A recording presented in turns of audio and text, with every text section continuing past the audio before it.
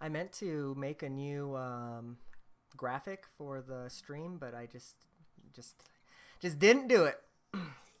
What, you mean a new countdown timer? Well, not the countdown timer necessarily, but the and we're live by the way. Hello, live stream. The you know how on the Twitch stream it has like chat on the right and on the bottom is like our Ah, goal or whatever. Yeah, like the overlay yeah. is I guess what I'm trying to say. Hmm. I'm gonna unmute Twitch to see if we're talking. Unmute Twitch Let's to hope see if that we're week we talking. took off didn't severely kill our view totals. Right? Our view totals. Oh dang. Our view totals. Our it's like almost perfectly live. That's crazy. It's like 2 seconds off. Well, actually, we were live though because I put the music on the stream. Nice. Yeah, that's true. That's true. Steve told me you were in the chat and my Green Hill Zone remix came on and you were like, this is kind of nice. And then the Green Hill music started and you were like, oh, damn it. Yeah, it was terrible. I still need to finish listening to that. Dude, Sonic fans make a lot of Christmas remixes. Go Yeah. figure. Also, did you see I don't know how up to date you are in it, but you remember the Sonic Mania cartoons that came out last year?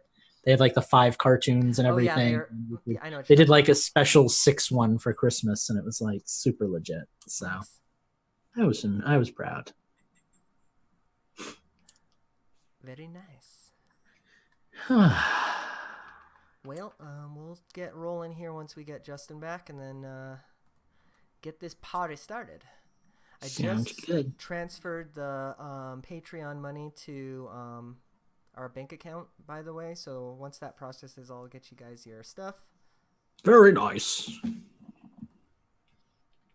That was Dr. Krygor from WarioWare. Which, by the way, I gotta say, like, I've been looking at a lot of the WarioWare stuff from Smash. Mm-hmm. I don't like the redesigns. It feels lazier. I kind of like the old art better.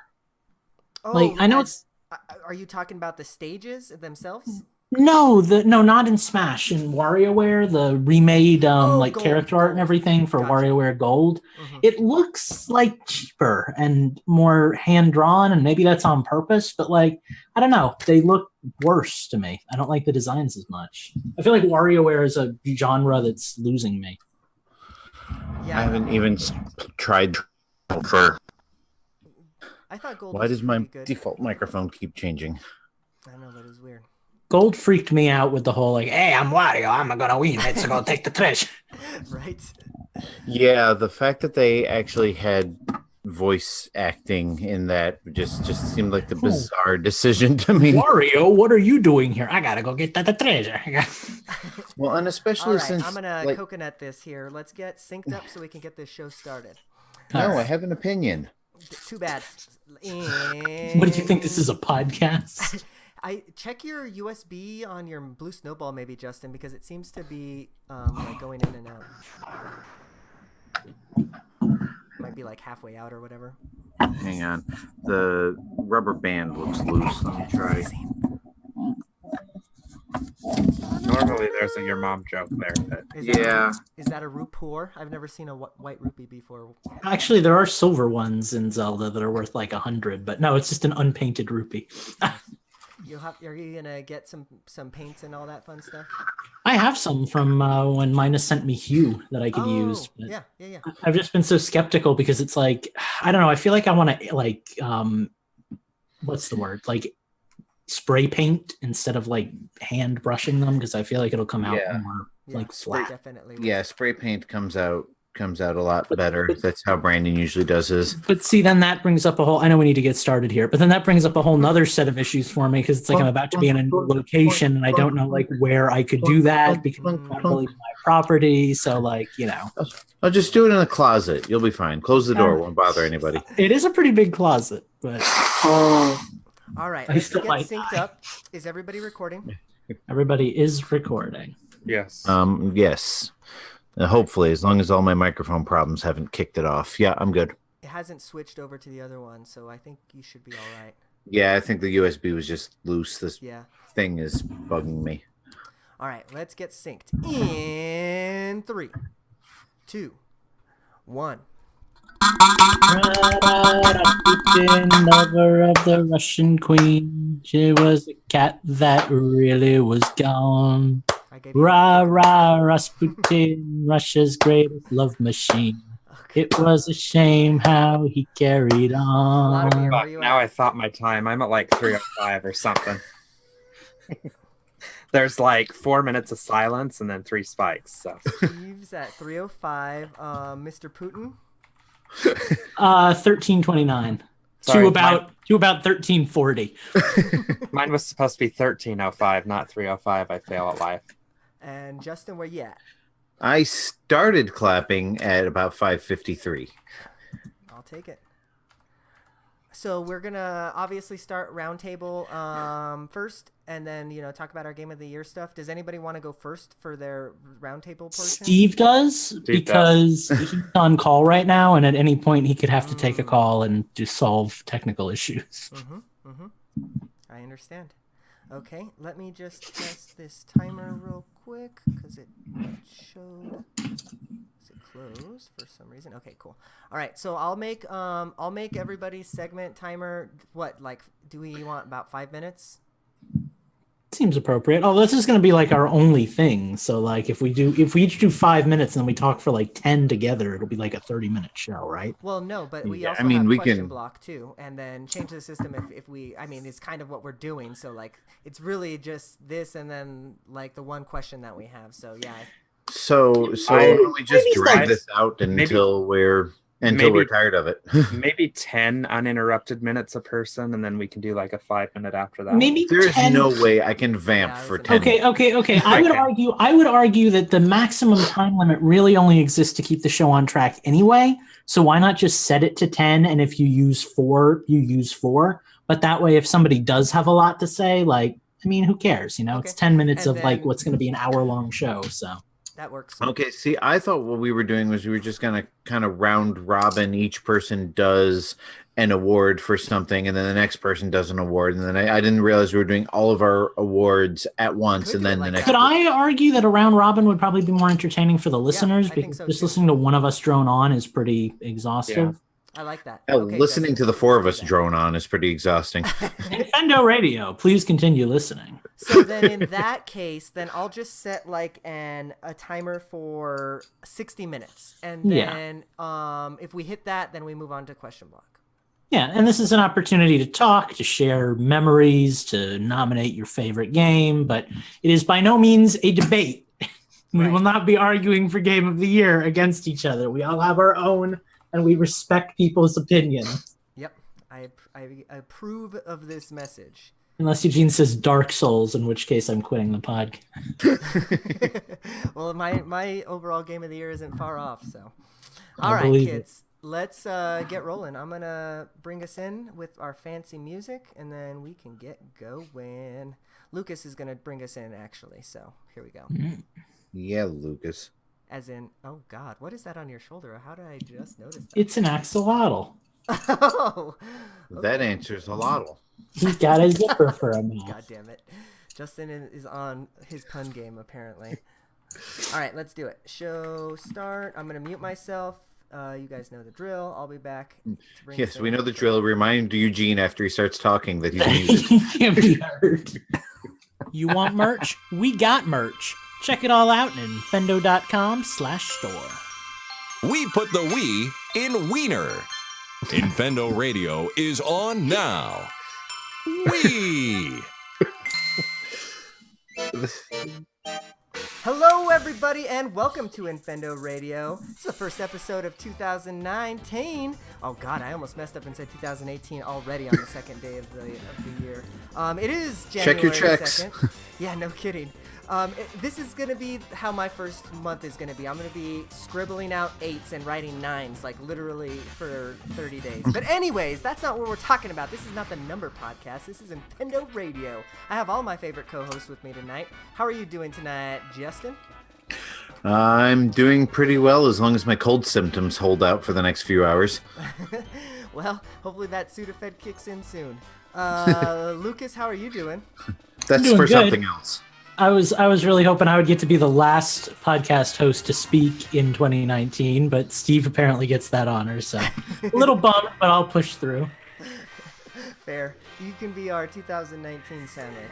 It's okay. You're right in the middle. I'm the second youngest child in this Infendo Radio family, which is not a good place to be. Nobody cares about that child, but we'll go with it and see what happens.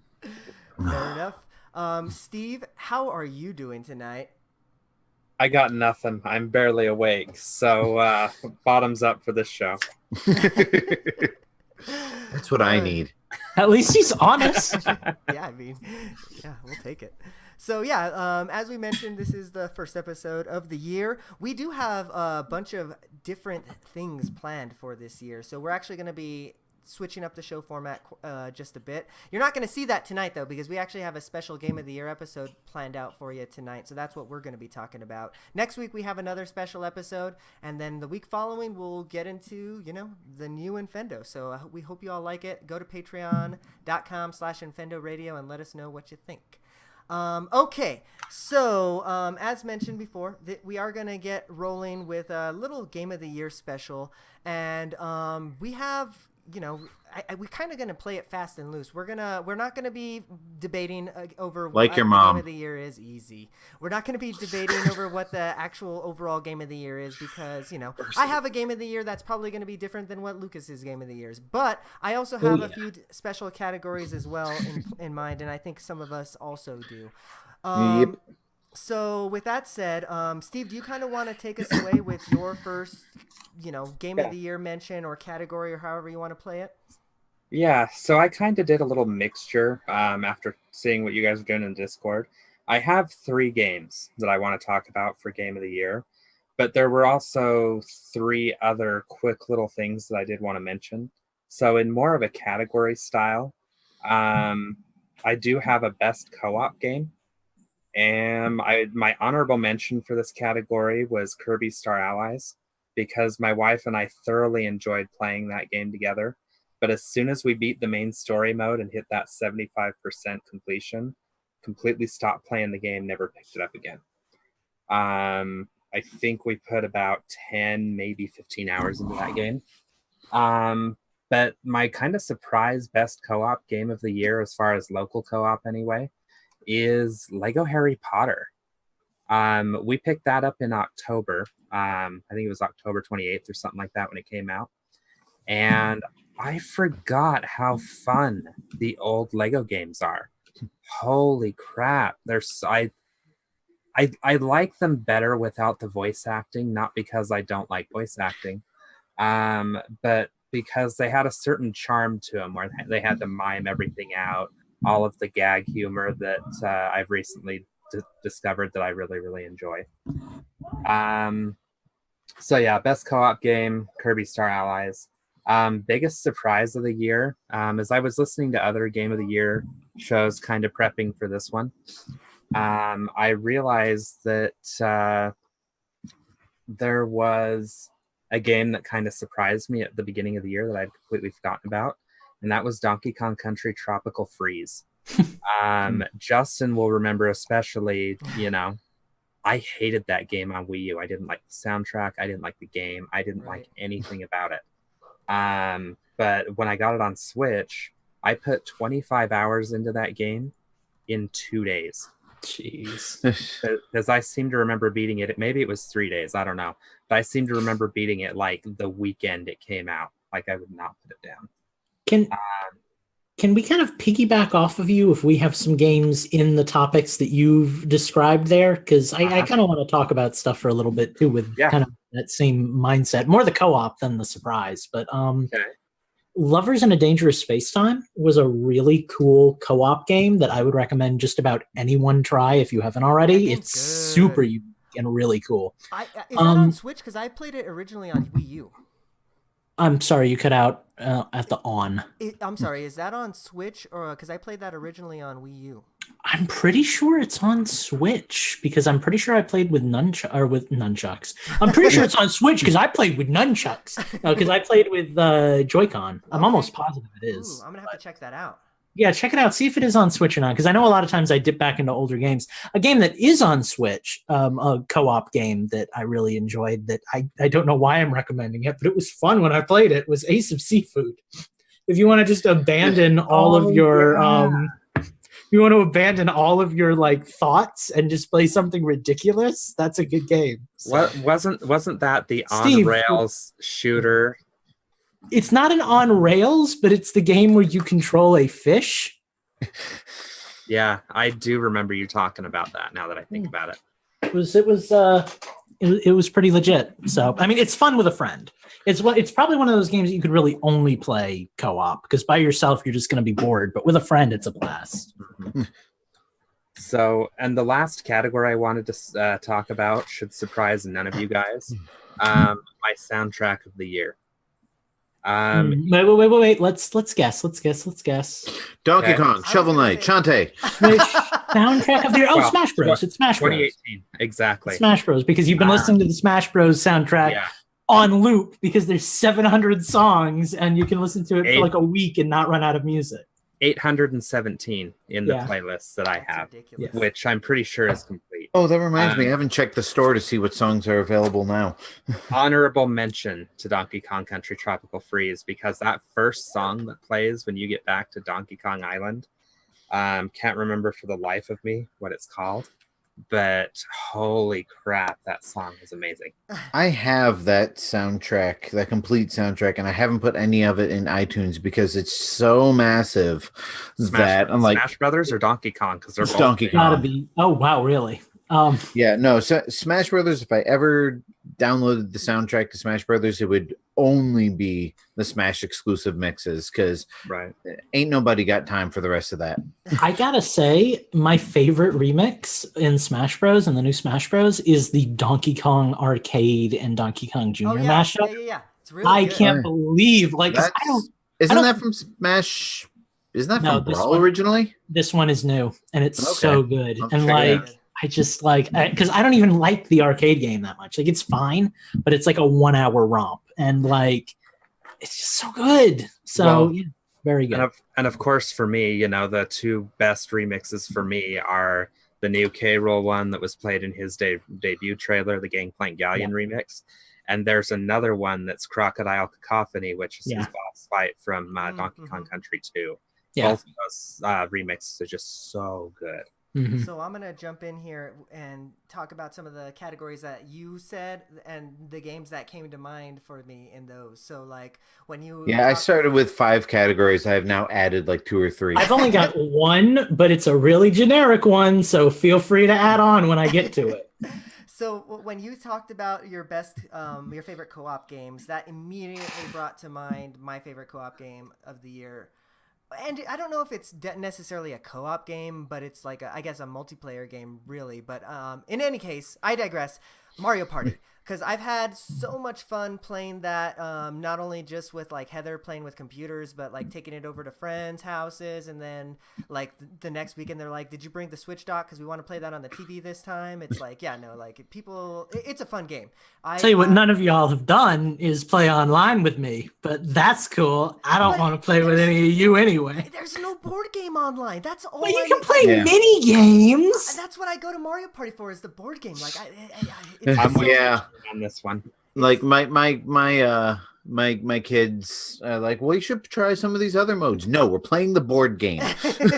I gotta That is say, Mario Party. I love the board game, and I think it's incredible. But when I was playing through that game, there wasn't a mode that bored me. Sure. Everything You're was not really wrong. You're not wrong. I love Was the it mode a mode where that bored you? But bump. I like the mode where it's like Hollywood squares or whatever. It's got all the squares Yeah. in there, and you have to like take over the color. That one is really fun. Yeah. No, you're not wrong. Like, there are fun modes, but like, I come to Mario Party for the board game, man. Like, that's what I'm there for. Oh, yeah. And but yeah, anyways, that's definitely one of my favorite co-op, I guess, in quotation mark, games of the year. Aside from that, though, still Pokemon Go, especially with the added use of raids and stuff like that, because I think that came last year. But like the Niantic has been improving and adding, and now there's trading, and now there's we can battle with each other. So like Pokemon Go still ends up being the game that more often than not, Heather and I find ourselves playing late into the night. Just like Well, playing and Pokemon together that's stuff. fair because Pokemon Go is an ongoing, ever updating. It's what do they call them? Games as services. Mhm. I think But is what they're called. But it's So also very much a game that, like that other game that I've already forgotten that we were talking about. Oh, Ace of Seafood yeah, is really a lot better with another person. Yeah, Right. definitely. By Yeah. yourself, it's boring. yeah, I'm actually going on an EX raid on Friday. Oh, nice. Yep. Don't tell my coworkers because it'll be on my lunch. So, Steve, what was your first category that you had said? I had Uh, something for first, that. so best co-op, biggest surprise, soundtrack. Oh, biggest surprise. Okay, yeah. So I had a biggest surprise, and Lucas, you might be surprised about this one, but Sonic Mania actually. Is it- Like I didn't. What? Well, I think I talked about it briefly, like when I was playing. You did get some joy out of it, yeah. Yeah, like I didn't absolutely hate a Sonic game, so Which is about as good as you can do. yeah, So, yeah. I'm proud of you. For Eugene, that's It's amazing. kind of like a dog eating chocolate and going, It's like, cool, didn't die. So what you're saying is, in an hour or two, Eugene is going to vomit Sonic Mania back Well, up. that's what happens when he plays a Sonic game. A couple hours later, he has a severe allergic reaction. We have to rush him to the vet. So yeah, I don't know if anybody wanted to piggyback off of Steve's other categories or wanted to take next. Or... I'd like to talk about biggest surprise, but it's kind of a spoiler because it's also my only category I thought of, and it's also my game of the year. We'll say then. I want to talk about it, but I'll wait until you guys are done because it's kind of becoming my everything game. So. Fair. I think I can take a guess at to what that game Yeah, is. it's going to be horrible for a Nintendo podcast, but what you going to do? So. Well, Justin, do you want to piggyback and take any of those other categories, or you want to talk about a category of your own? Oh man, I don't know. I mean, I can't even remember half of what you guys talked about, but best soundtrack. Even though it's one of the only recent game soundtracks I haven't been listening to outside of the game, I definitely have to say Donkey Kong Country Tropical Freeze is the best Donkey Kong Country soundtrack since Donkey Kong Country 2, because David Wise is back and better than ever. I have to give you that, actually, as much as it pains me to say that. Well, I mean, and I've said this before on Twitter. I like Evelyn Fisher's music in other rare games. It just does not work for Donkey Kong Country. Like, there were only a couple of songs on her Donkey Kong Country 3 soundtrack that I thought really fit the franchise. So, and then of course, Donkey Kong Country Returns was mostly rehash of David Wise's music with some decent originals thrown in, but it wasn't very inspired. And honestly, I have the same problem with 3. So I'm surprised. Like, I'm just learning that it was a different composer. But it just like that music just never did it for me. So, and Returns, the new music is not memorable. Yeah, exactly. You remember the remixes, not the new stuff. I mean, like some of the music is memorable, but not nearly to the degree of like 1 and 2. It was, this is kind of catchy, but that was like the extent of, And to his credit, David Wise actually used like the barrel rocket music. He used Kenji, whatever his name is, music for that in Tropical Freeze. So I mean. To that point, I'm kind of bummed out actually at Ukulele because I mean that's straight up Grant Kirkhope and it's fine, but it's just fine. Like it's not really. There's like 1 or 2 songs that are really like super catchy and you really get into them, but it's missing that like Banjo Kazooie like I like this track and I like this track and I like that track. Like I think part of that comes from the fact that he used a lot more real instruments, so it doesn't have that kind of cartoony, that kind of odd N64 soundboard sound to it that made it so unique. Like he didn't have any limitations to overcome, which is what made those soundtracks unique for him. Anyway, getting off of soundtracks, because I could talk about game music till 11 o'clock tonight. Which you might be doing. But so I guess I'll just throw out my my first award here that's unique to me. So first of all, I started out with 3 awards And I'm like, I need to have at least 5. Could not think of any until like about an hour before the show started. Since the show has started, I've added 2 more awards because you guys are giving me ideas. But the first one that I thought of, and I've talked about this on Twitter, I talked about it briefly on the podcast, Best Interactive Story. And I'm kind of taking a cue from Eugene and doing my own categories here because I don't get much gameplay time anymore. Best Interactive Story I have to give to Lifeless Planet. And by the way, it's on sale for 50% off right now. But that's one of the ones you got for review, huh? So what do you define as interactive story and best story? Well, and I'm going to get into qualifying that. It's not a challenging game. It's very linear. The puzzles are pretty straightforward. And I mean, it's all right. We've all played Portal, right? Oh, yeah. The story of Portal kind of played out through the course of playing the game. Yeah, you're playing the game for the story more than for the gameplay. Most people would argue, I would say. The puzzle mechanics are just there to provide something to stimulate you while you're engaging in a story. And I think Portal is a bad example of that because I think the puzzles in Portal are brilliant. But yeah, I mean, if you're going into Portal, you're going into it because GLaDOS. You want to hear GLaDOS. You want to get to those oh wow moments that you remember. That's why Portal 2 was like 20 hours long instead of 2 because that's what Lifeless Planet was for me. It looked like a fascinating concept when I saw it advertised on the eShop, and when we were offered a review code, I said, I will take that because this is a game that's intrigued me. Mm-hmm. And I went into it having no idea what to expect. Like, just based on the screenshots, it looked like it was going to be this open world sort of like exploration sort of thing, and I was surprised that there's nothing open about it. It is like point A to point B linear. There's almost no way, unless you like break the game, to go out of sequence or do something other than how the developer wanted it. But the story that you pick up along the way is just fascinating. And I mean, just to give it kind of like, I don't want to spoil anything, but basically you are an astronaut who is being sent to a planet that Earth has discovered has an atmosphere and can support human life, and it's far away from Earth, so we're sending humans over to explore it and send some sort of message back. Mm-hmm. And so you start out, it's launch, and then time passes where you're presumably in some sort of stasis. And the next thing you know, you're crash landing on this deserted planet that has no breathable atmosphere. The plants, what few plants there are dead.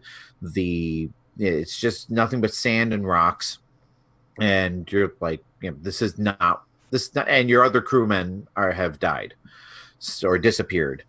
So you go exploring, and one of the first things you discover is this kind of cobbled together town with Soviet flags on it. So and I'm not going to spoil any more of the story because this is basically the first like half hour of gameplay, but you discover that the planet you were on was already settled by the Soviets in the 80s. And something happened that destroyed the planet. There are no humans left. There's almost no life left. The life that is there is very strange. And just the whole game is this mystery upon mystery. And all right, you're getting me wanting to get that stupid game now, like especially now that it's on sale.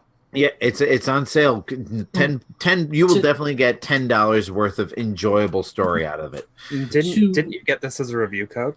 Yeah, I got it as a review code, and I was seriously tempted to buy it myself before we were offered a review code. But definitely, if I hadn't, I would have. Based on my own word of mouth, I would have gotten it by now. Add on to that category, and I'm kind of cheating here because I'm going back a year. I think I played this game in 2017, but Night in the Woods is very much like that, and I gushed about that game when I got it. But it is a game that is story forward. It is a game that you will play once and then probably put down. But probably like Lifeless Planet, the story and the ambiance and the just the feeling you got while playing it sticks with you for You're life. only playing it for the story. And if you just happen to align with some of the aspects of that story, whether it's the millennial experience of moving back home after flunking out of college, or the LGBTQ experience, there's something in there for a lot of people in the like 20 to 30 age group. So that one is definitely I'm near the 40 age group, but this sounds interesting to me It as well. It was legit. It also has a lot about like depression and mental illness, and there's a ton of stuff in there for just about everybody. It's a very human game, so I would recommend it. I think I enjoy games like that that are not like very loose on the game part, right? But that are more of like an experience. Well, and not to plug my favorite game of all time, I already recommended it to someone else this week, but I can never remember the name. Steve, what's my favorite game? Zero Escape. Zero Escape, Virtue's Last Reward. Oh yeah, that one I can never remember. Yes, play that game if you like a good story. I know Eugene already did. Yeah, it's really good. It's really solid. You know, it does a lot. So those are a couple of my recommendations, if not nominations, because I don't really have anything from this year that did that. But, okay. Well, I do, but it's also my game of the year, and also my category game, and also best soundtrack, and I can't. So moving on.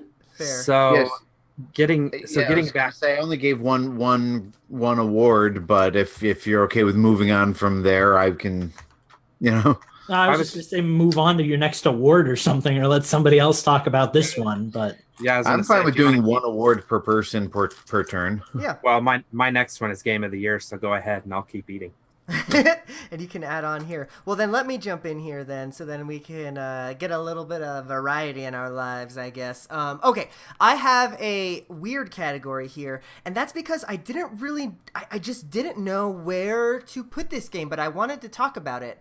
And it's not necessarily because I like it very much as a game, but it just stuck with me, kind of like what Justin was saying, that it stuck with you with Lifeless Planet. So this category, and I'm kind of aping it from another podcast I listened to, but this category is called Best Style, because this game has some freaking style. It's called The Moose Man. I got it for review a couple of months ago, actually. I think, almost, probably near the beginning of the year if I had to take a stab at it. But it's interesting. It's visually, it is very impressive. The gameplay wise, not so much. It's kind of like a walking sim, honestly. You're this character, and you're just kind of walking across this 2D environment. And very slowly, mind you. But the reason why you're walking slowly is because I think they want you to take in the beautiful art that they drew. And for that, I think it's great. Like it's very stylish. It's got an interesting story even. I thought it was worth a play anyways. I think it was like $5 or something on the eShop if you were to buy it. But again, I think I got it for a review. So yeah, The Moose Man, best style. I will see your best style and raise you one Mega Man 11. Okay. That was a really well-made game, visually and auditorily. Mega Man games are exactly what you expect them to be. In 11 reiterations of like classic Mega Man, they have changed like almost non-existently, except for maybe becoming a little bit easier over time. But Mega Man 11 kind of stands out to me as being the only one that I can recall that's voice acted. At least of the originals. The only one that's got like the true like 2.5D models and everything, and an actual like plot that you can follow along with, which is something I don't remember since maybe Mega Man 4. It was well done. It traced back a little bit to Dr. Light and Dr. Wily as like college students, which I thought was cool. Right. It was just fun watching the different robot masters like actually speak to you and stuff. It was a well done game. And as far as a Mega Man game goes, like I'm always going to be a sucker for that traditional 2D style that like 9 nailed so well. Oh, no. But like 9 was really beautiful. And was that the one with the first female robot master too? Yes, that was Splash. But the thing that 11 does is it kind of bites off of, ironically, Mighty Number 9, which was a rip in and of itself of Mega Man. So like it's that same style of like 3D. You've got the characters that are speaking. Everything's a little more kind of modernized, but it does it in a way that Mighty Number 9 wasn't really able to achieve. So it's interesting to see them kind of steal their own formula back and improve upon it from what Mighty Number 9 did. Whereas Mighty Number 9 was kind of a good try, but kind of a fell flat. Capcom's like, wait a minute, there's all these Mega Man type games coming out, but we do Mega Man. Yeah, exactly. And don't even get me started on Capcom, because it's like Mega Man Legends 3 was supposed to be a thing, and the way they divided up the Mega Man collection, so you have to buy 4 of them instead of 2 of them, and there's a lot of garbage as far as Capcom's concerned. Let's not even talk about Monster Hunter. But, it is what it is, and when they get it right, they do a pretty good job of it. So I'm giving them that one for best style. Okay. So talking about style, I want to actually throw one in here. Runner 3.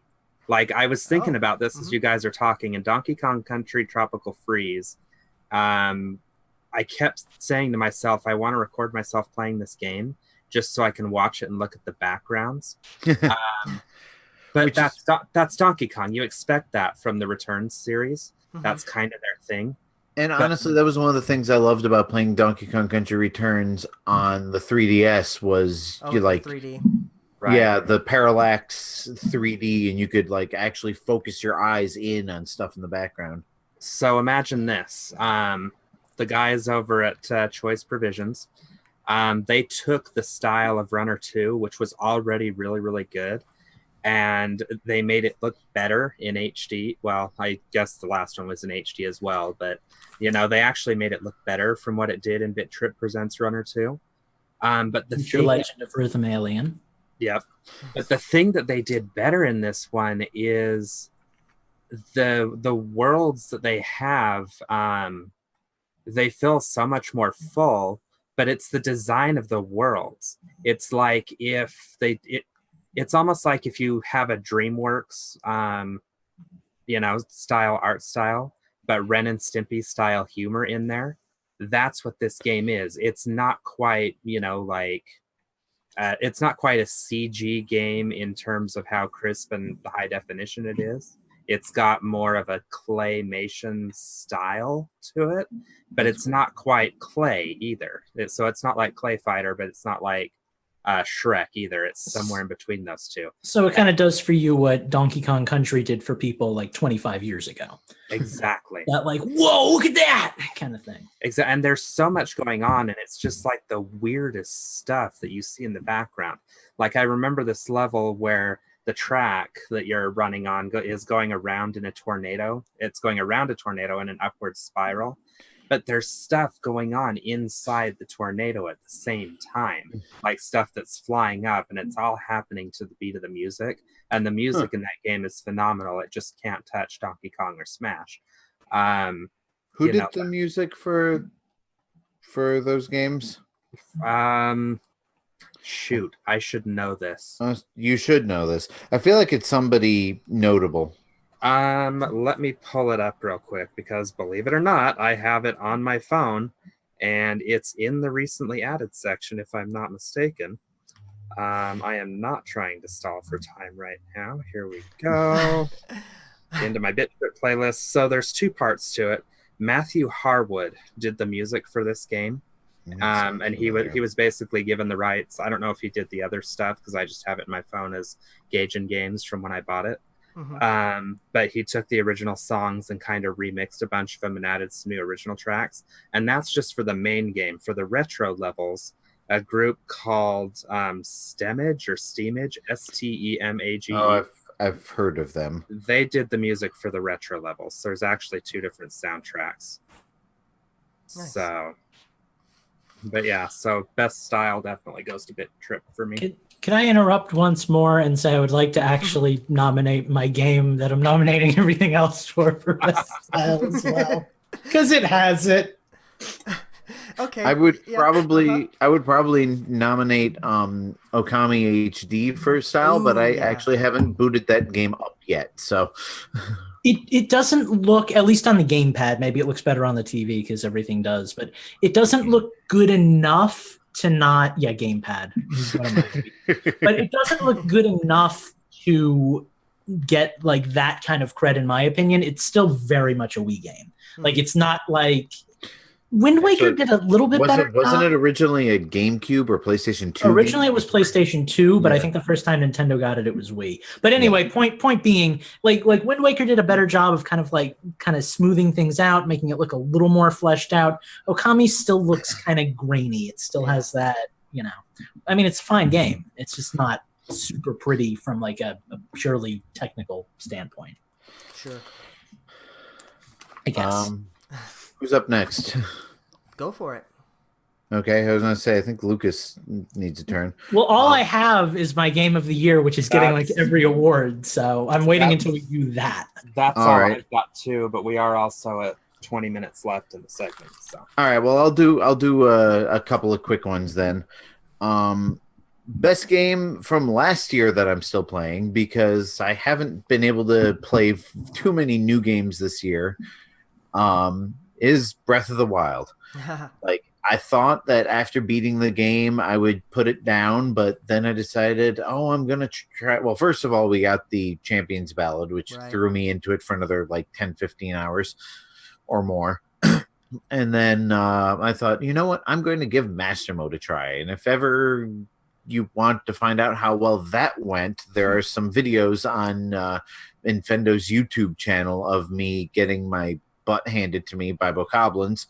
But so I got just as addicted to playing through the game a second time in Master Mode as I did the first time. So I've probably I put over 200 hours into it on the Wii U. I've probably come close to 200 hours on the Switch.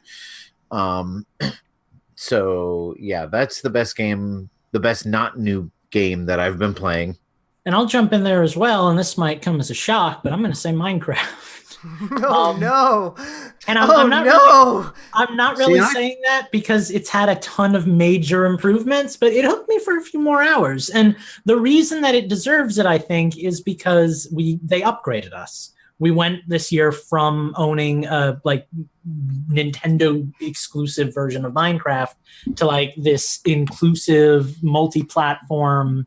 You start up a server with a bunch of other people. Now Steve can go into the world when I'm not playing it and participate. Like they had a lot of technical updates and they modernized it on the Switch. right. And You went from the legacy version to the current version. yeah, and because of that, I think it's probably the game from last year that I put the most time into this year, at least in terms of games that I'd already played last year. See, and after I fell off the Minecraft wagon, I found it hard to get back on. But maybe one of these days I'll jump into your world or start a new one with one or both of you, and we get back can into talk it. about that more in my segment. It's a hard game because it encourages creativity, but at the same time it saps you of your real world creativity. So you'll spend 10 hours working on something in game, and then you won't want to work on any projects in the real world. So there's a real give and take there between how much of my life do I want to commit to this virtual world. So how many more do you have, Eugene? I've got a few more, but actually my one of my categories is pretty much the same as you just had. So my 2018's best game of 2017 is, well, there have two of them, because I played a crap ton of PUBG last year, and I know it's not a Nintendo game, but I still want to talk a bit about it because I played it a fair amount. PUBG. That's okay, because I'll jump off of yours. And Let's taco about that. Yeah. Oh God, I love me some PUBG. And I haven't played that yet. I've downloaded it onto my one, but I haven't played it yet. It's so good, guys. It's so good. And now that they've Fortnited it, I guess you could say Explain. I'm sorry? Explain. Yeah, now that they've Fortnited it, and now that they have basically a battle pass and all that fun stuff, and then you can unlock certain things and everything like that, I don't pay any money for it. But there's more of an addiction to kind of keep you into it. Right, because now I have goals. It's okay, so now I have to, melee 10 people in this place or whatever, and that, I might be trying for that. Different goals, different objectives to maybe get my stuff. For example, for the Christmas event, they had it so then to get I think it was a Rudolph nose and a shirt, you had to make top 10 times, and nice. I did that, and I got to keep my costume. What I do like about the way PUBG is doing it, at least what they did for this event, is that they give you the items to start with, and then at the end of the event, if you haven't completed your tasks, then they take it away. So at least you get to see, what the different what the different costume options and stuff like that are. So I think that's an interesting spin on it. I will say, as soon as PUBG comes to Switch, I will delete Fortnite. So come on over, big boy. I haven't played Fortnite in a long time, and it's not for lack of interest, but because I just can't. I have no interest in playing it alone. I need friends, and none of my friends play it. My only gripe I have a few gripes with Fortnite. One of my gripes with Fortnite is literally everyone under the age of 10 plays it constantly, which is, a turnoff right there, because it's like, I'm older than you. I know more than you do. I have an entire dealership that spend all day playing. Yeah, and the overhypedness, you guys know how that works. Yeah. But it didn't with my game of the year, but overhypedness on stuff is a real turnoff for me. The real thing, go ahead. Well, I mean, I won't say where I work, but I do work for a retail outlet, and oh my God, the Fortnite merchandise that was out this Christmas was nauseating. And I like Fortnite, and I don't have a problem with Fortnite being popular, but oh my God, stop. The only thing that I see as a weakness in Fortnite as opposed to PUBG is the building mechanics stuff. I tried to like it. I tried to get into it, but it's just that extra level of like ADD. You have to be really quick at build, tall, and you're building towers and stuff. I like the natural feel that you get from PUBG, where it's just like you have to find a base and hunker down and survive. Like that to me is so much more enjoyable and organic than what Fortnite offers. Maybe tonight after the show, you guys need to teach me how to play PUBG. Because it's installed on my one. I mean, I don't really have access to it right now, but I would play with you. If I ever do, I'll play with you. So I can get it on mobile, and I can play it that way. I played on mobile too. It's even good there. But the other game, because I said I had two, my other 2018's best game of 2017 was Cuphead, because I beat it in 2017, but there's so much more to do it just goes so deep, and I've been playing it a lot. Did you play the update with the new character and everything? Yeah, it's so good. It's still really good. If you have access to a PC or an Xbox, I highly recommend Cuphead. Super. I haven't pulled the trigger on it just because I cannot get over the difficulty hump. Like, I don't want to spend $20 on a game that I'm never going to get past level 1 on. But the thing is, you can put it into like an easy mode, right? And then you can see all the levels. It's just if you want to, do everything and put it on like the normal mode. Well, and that's the thing is, I've heard that like the easy mode, you miss out on like half of the boss. What are the phases? Half of the boss phases and major parts of the story. Because as the phases get stronger, like that you don't want to be there if you're on easy mode, right? I was like, oh my God, this is. I suppose there's always YouTube if I want to catch that stuff. To be entirely fair, the story in Cup Night, there's a crossover waiting to happen. Yacht Club, contact me. The story in Cuphead is so minimal that you really don't need to you don't need to worry. What you're missing out on is animations. Well, that's the thing is I just don't want to miss out on any of that beautiful hand-drawn 1930s style animation. To that point, Cuphead and Cup Night are not they are not like high-end games. Why is it not on Switch? Well, because Microsoft is that a deal thing? Yeah. Yeah, they've got an exclusive deal on it. So Microsoft, this is why I don't want to buy an Xbox. Well, that's why they made the deal, so then you would buy an Xbox. See, that's the thing, though. All it does is turn me off. All it does is tell me you're a nasty company, and I don't want to be around you. But, to be fair, at least they're playing nice in the cross-platform market, unlike another blue-clad console. You know who you are. So I'm gonna roll into my next category because I've got three more. I've got two, and then Game of the Year. So my next one is Best Remake / Port. I think that's an obvious one for me. The Red Dead. I was going to say Red Dead Redemption. Great remake. Dark Souls. So I've put a lot of time into that one. Not Speaking of necessarily games that'll never get past level 1 on. I put a lot of time into Dark Souls, but funnily enough, it's mostly playing with a friend because I took that over to his house and then I was kind of coaching him and playing with it, and we're kind of playing together and whatever. So that ended up being a game that, weirdly enough, we played co-op, like past the character mode on his Switch, and we ended up beating it twice, I think, and I've beaten it once on my console. I tried to beat it as fast as I can. I think I did it in like 7 hours or something like that. I don't know. I'd have to check my time. But that's a game that continues to be great. It's still one of the best games of all time. So I love it. It's fun. It's great. It's awesome. Well, fantastic. I'm going to agree with you, not so much because I've put that much time into it and can make an honest judgment, but because it's one of the only remakes / ports I've been able to play this year. Mm-hmm. But of the 2 hours I've put into Dark Souls so far, I like it. It's good. It's like Legend of Zelda, but without characters I'm attached to. Right. So, I'm having a good time. I'm enjoying myself thus far. So I will also give it my nomination for Game of the Year. Yeah, Dark Souls Game of the Year 2018 for me. Whatever that category is, we were just talking about one of our best remake / port. Right. Fair enough. All right. Does anybody else want to jump on that train and take a remake port, or Justin, you want to read one of your categories? Well, actually, I'm going to piggyback off of yours. I just want to show everybody how cute my cat is.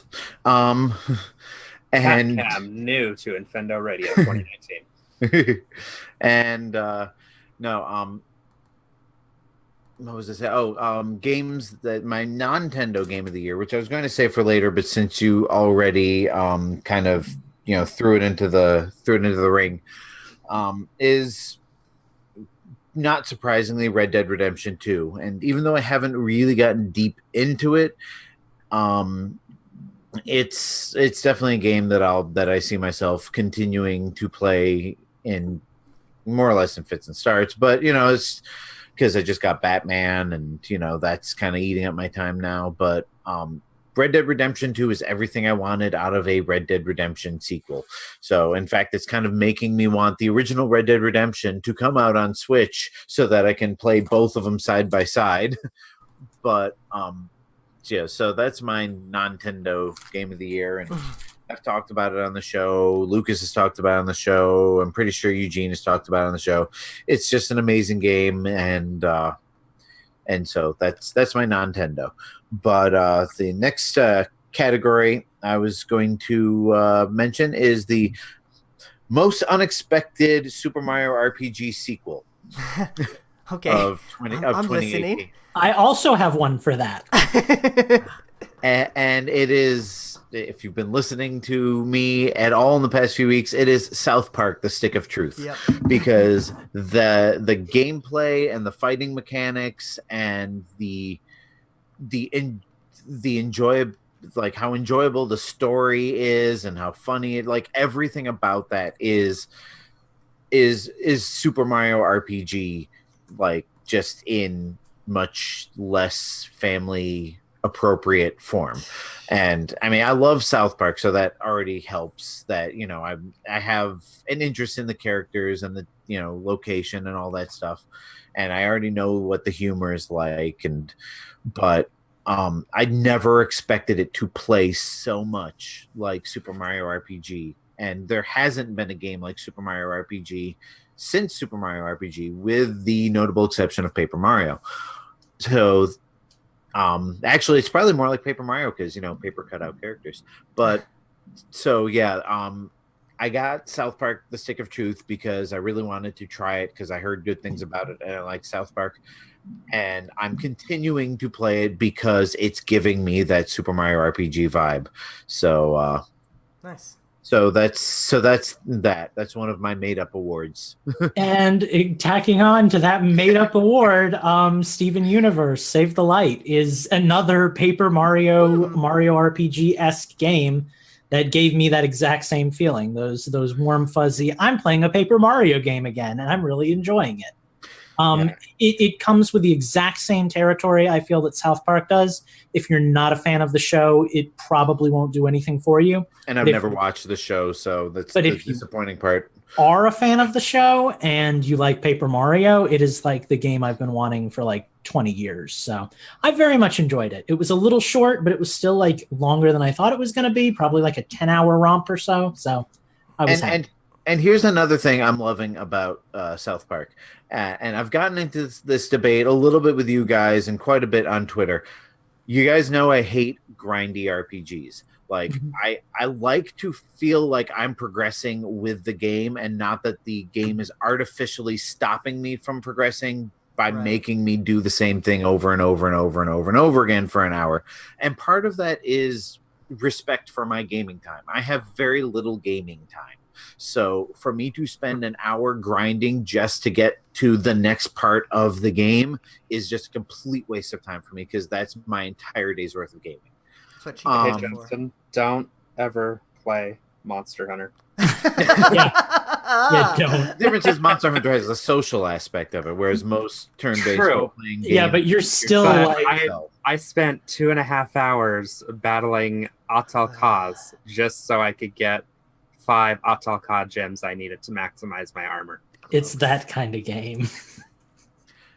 What, Russian? I have no idea what he just said. But anyway, Egyptian. It's an amazing monster. It is anyway, like for number one, South Park has a difficulty adjustment. So if I want to make the game more difficult and grindy, I can adjust that on the fly. Like I've actually found a couple boss battles to be a little too easy. Like I can adjust that on the fly in the game if I want to make it harder, or I can just keep it on easy and sail through the battles and just enjoy the interactivity of the battle system. Right. Plus, because the game is funny, and even the battles themselves are funny. Like I never stop chuckling at like the funny things that Butters says, or like some of the ridiculously gross out moves there are, stuff like that. Like it just hits that perfect point in a turn-based RPG that like this game is as enjoyable to play as as like a non-turn-based game. Like it keeps me engaged and it keeps me progressing and it keeps me interested. So yeah, even if you're a person who doesn't like to, and I'd say the same thing about Super Mario RPG and Paper Mario, if you're a person who isn't really a huge fan of turn-based RPGs, this is the turn-based RPG to play. They're definitely more... Sorry, Steve, you haven't... Go ahead.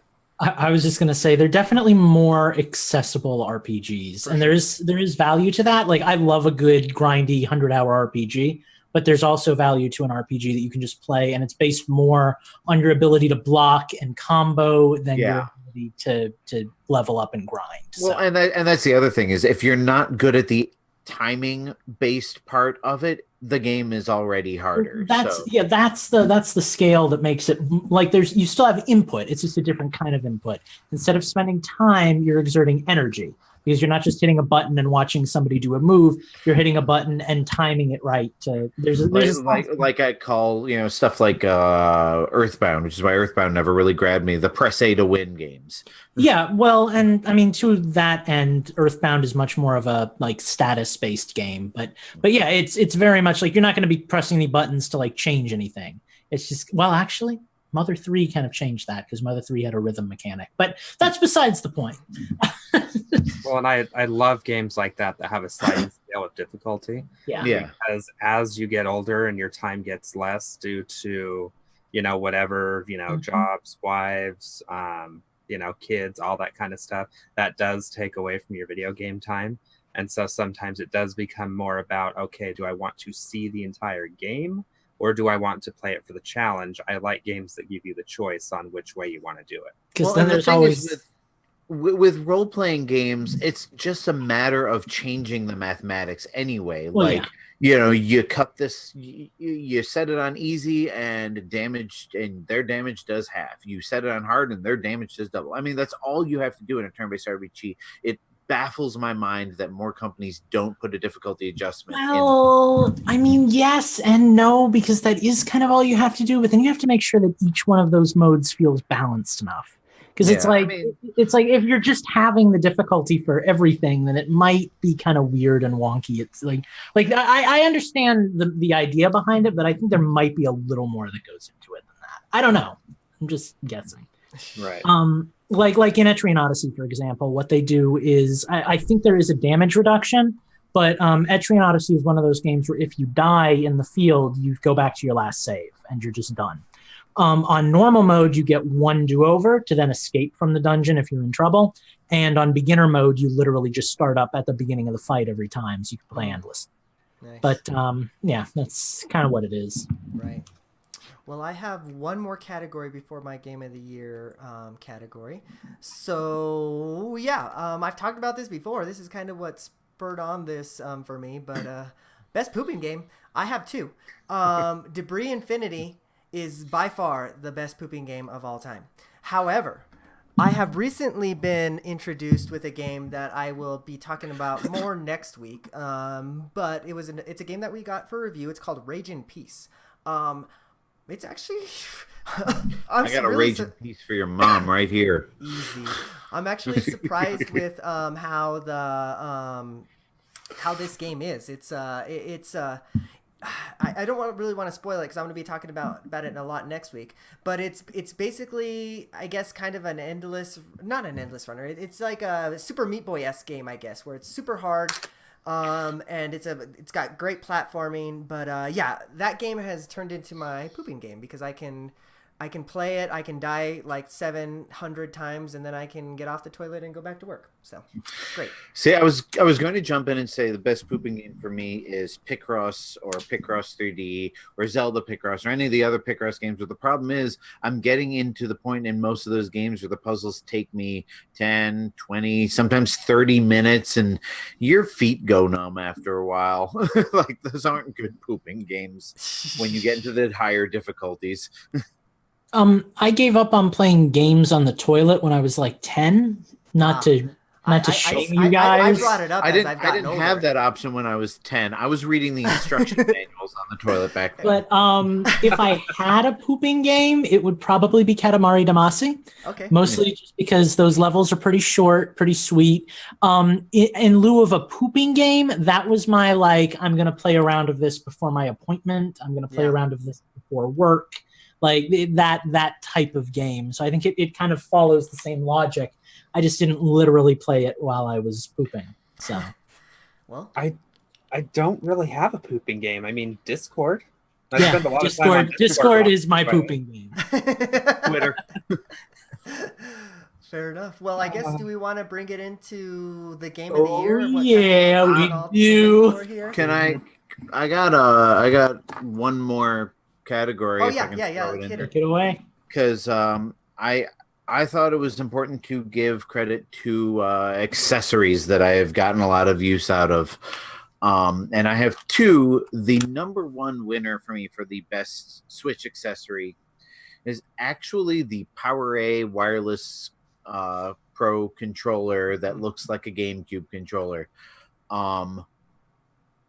That thing is like the perfect controller for playing Smash with and some other games. Like, it just feels exactly like a GameCube controller. The buttons feel exactly like a GameCube controller. Its response time is, you can't even tell that it's wireless. Like, it is so snappy. And it's got good weight to it. The only thing it's missing is rumble, which, in that respect, it's more like a Wavebird.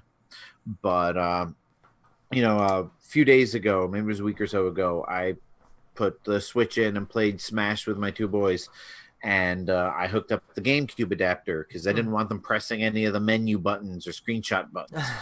So I gave them the GameCube controllers, and I myself had my PowerA, and it was just perfect. It was the way Smash should be. So if you they're Pro they're controller all over... bust. I love the Pro Joy-Cons. Oh jeez. Yeah, Joy-Cons with the grips separate. I have to, when I'm playing Smash, I have to have those little slider things. I can't have, you know what I'm talking about, right? The rail things. Yeah. But there is a runner-up, I suppose, to that, because I had to mention it, but and you saw it earlier tonight, the flip grip.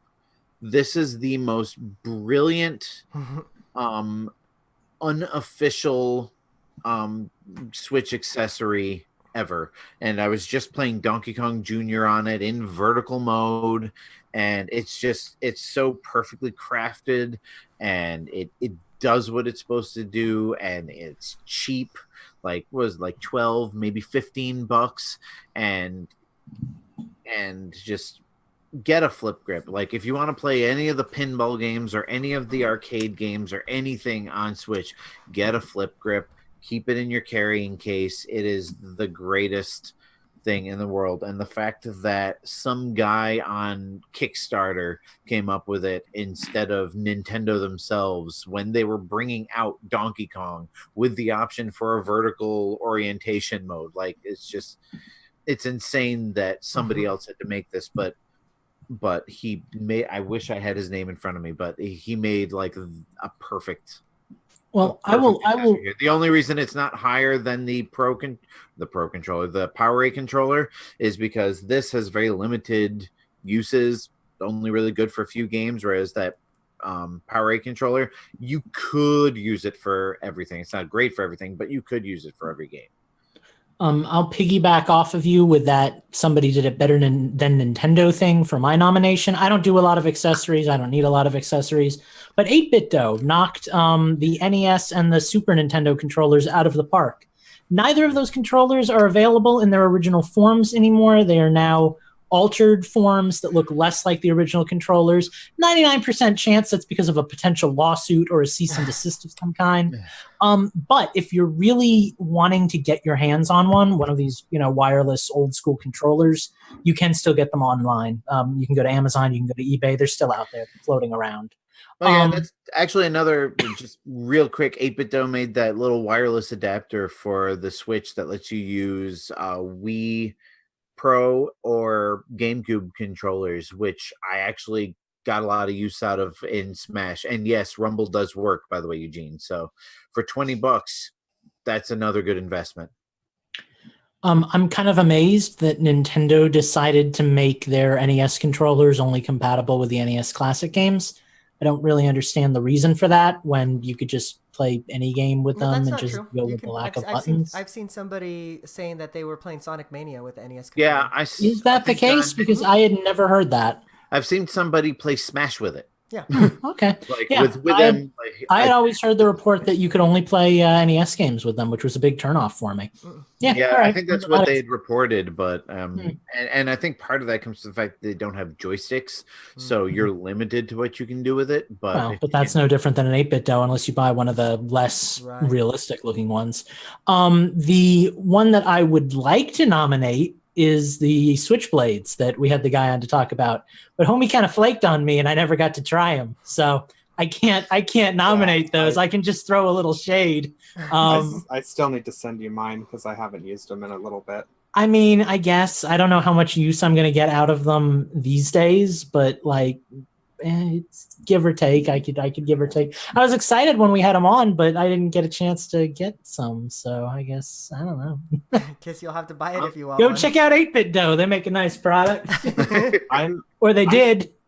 I'm wearing mine. I am using an Arctis Pro wireless by SteelSeries or whatever the hell they are. It is a completely wireless solution to Nintendo's awful voice chat problem that they couldn't get right. It's got a transmitter, which I'm attempting to hold in front of the camera, not very well, that you plug into the USB port on your Switch dock, and it sends an actual USB, wireless full surround sound and everything signal to the headset. But it also has Bluetooth built in that you can use simultaneously. And the cool thing about this microphone versus the Arctis 3 Bluetooth that I was using before is on this one, the microphone that's built into it, which I'll pull out, it can be used on both applications at the same time. So on the Arctis 3 Bluetooth, if I was chatting on Discord using the wire, the Bluetooth microphone part of it wouldn't work. On this one, the microphone works for both applications at the same time. and it's completely wireless. It's very pricey. I got mine for like $130 off, and it was still $200. So very expensive, but if you have the money to throw around for it, it'll change your world. It does work with the Switch just fine, but it works in PS4 mode is the mode you have to set the transceiver to. What was the other one that you had? Because was it also a SteelSeries? It was. The one I'm using now is the Arctis Pro wireless. The one I was using before was the Arctis 3 Bluetooth. Okay. So, and this one, when the Switch is in handheld mode, it does still have a cable that you can connect to it, and you can still use Bluetooth to your phone, and then the cable down to your Switch in handheld mode. So it still works that way too. I just haven't tested the microphone on that to see if it's, well, I guess it wouldn't because the Switch doesn't support voice chat, so never mind. Right. The Switch supports voice chat. It's called Discord. It's called Zoom. It's called point in case. Third-party voice chat encouragement. They're branching out to make it more inclusive with other systems. I'll be honest. I don't like talking to people I don't know anyway, so I couldn't care less that voice chat isn't. I'm also in that boat. Voice chat was a novelty that quickly wore off for me. So yeah, yep. I mean, I get the frustration with it not being readily available, and certainly their way of going about it is ludicrous, but it doesn't faze me, so it's just not something I feel the need to complain about. Right. Well, something that you guys are going to complain about is what I chose for Game of the Year. But I guess that's where we're at, right? Like we're gonna be some Pokemon Go bullshit. Sonic Mania. Yeah. No. Well, does anybody want to go first? I know, Lucas, you've been dying to talk about your Game of the Year. I'm excited, but let Steve go first just in case he has to dip, and then maybe I can go, and then you can go, and then we'll save Justin for last. Okay. So I had a hell of a time thinking about Game of the Year because the problem is as I looked through my profile on Switch, all of the games that I've played a metric crap ton of this year were not games that started out this year. They were ported to the Switch this year. The first of those being Hyrule Warriors Definitive Edition. It came out on May 18th. And since May 18th, as of tonight, I have logged 270 hours in that game, which is absolutely disgusting. Part of that is because at least you admit it. Yeah, part of that though, you guys have to understand is I have these tent sales that we do on Labor Day and Memorial Day for my work, and that is for some reason Hyrule Warriors is the only game that will work in those tents. Well, when did it come out? Yeah. It came out May 18th. The 10th sale, the first one was in Memorial Day, or was on Memorial Day weekend. It's 4 13-hour days of internetless gaming. In addition to that, it is very much like a solo Monster Hunter experience. Right. It is play and grind and play and grind and play and grind, and it has enough there to keep you for like a good 200 hours. So I'll tell you what, every time somebody walked by in my part of the tent, would see it, they're like, "Oh my gosh, what are you playing? That looks so cool. Is that Link? Is that Link?" They thought it was Breath of the Wild almost every time. So 270 hours in, what is that, about 6.5 months? The second game was Minecraft. And I know that Minecraft Switch Edition came out last year on Switch, but Minecraft, the Bedrock Edition, is the one that I'm talking about. You weasel. And that came out June 28th. So on that one version alone, I've logged 150 hours. So, which isn't as high as I thought it was going to be for this time of year. But I mean, it's freaking Minecraft. And they ended the year, the very last update we got this year, had a freaking Nightmare Before Christmas skin pack for it, which is absolutely amazing. That's how I play Minecraft now. So those two are actually my runners up, because another game came out that completely stole me away from both of those. On August 28th, think about this, August 28th. So my roommate's old birthday. No, wait, that was September, 24. October, November, December. So in 4 months and about a week now, I've put 215 hours into Monster Hunter Generations Ultimate. I have Proud of you. He's problems. a higher level than me now in that game. Yeah, I'm like tied. 83. He's like 90. Those tied of with you Lucas. listening at home are missing the look of disapproval on Yeah. Eugene's face as he's just embarrassed to be on the same show. So here's a fun few statistics about this game. I'm tied with Lucas in time played for the game. Mm-hmm. I'm a higher HR. I have Lucas is effectively playing two characters. I'm effectively playing two characters because I have my hunter that I've basically gotten the max armor I can for him right now. But I've got a palico that I'm working or a prowler that I'm working on right now that just hit level 76, I think. Like I have invested an ungodly amount of time in this. I'm telling you, Eugene, real quick. If Heather ever goes on like a month-long cruise and you're alone and you have nothing to do, download the game and binge with us for a few weeks, and you'll have a much different experience. And here's the thing. Lucas and I had this discussion the other day, and it's very true. When I started on Infendo Radio, I was anti-online gaming. The only online game I ever played at that time was the PlayStation 4 version of Minecraft. Oh, I thought you said Black Ops. No, I hate Black Ops. I played it once online, got absolutely spanked, and never played it again. I thought none of us liked Call of Duty. That was Black Ops 1. Enjoyed it in college. That was how long ago? Like, we're talking Black Ops 1 on PS3. Well, I mean, everybody experiments with embarrassing stuff in college. Oh yeah, it was my thing. Lucas, was it last night or was it the night before? Must have been the night before. I was hub hopping. Yeah, Monster Hunter Generation. You were like, he shocked me because he texted me and he's like, "Oh, I'm farming gems," and I'm like, "How?" It's like the last monster in the game. He's like, "Oh, I've started up some random rooms," and I'm like, "Steve's playing with strangers? Like he never would have done this to you." I couldn't find anyone to play with on the Nintendo Fever or the Infendo multiplayer or Monster Hunter Discords. So I found another Monster Hunter Discord I got in. Oh my so I god! Yeah. Like, wow. Eugene's face has turned to disgust. Yeah, like, and you guys know and me. shock. This is not like me at all. No, but this game, it's hard enough getting you to interact with us. Yeah, but the social interaction that Lucas and I have, and even when we were hunting with Phantom, until Phantom got a new job, that really kept me going for the beginning of it. But now that I'm hooked, like now I'm having to find other means. Yeah, to get your addiction. It's bad. God. So yeah. Yeah, no, I totally see that actually, because I had kind of a similar experience, not to mooch off of your Game of the Year experience here, but when I started playing, I didn't play games online and I didn't use voice chat. And I had to break like both of those vows to get into Monster Hunter. And much like you, the first 2 times I tried it, I hated it.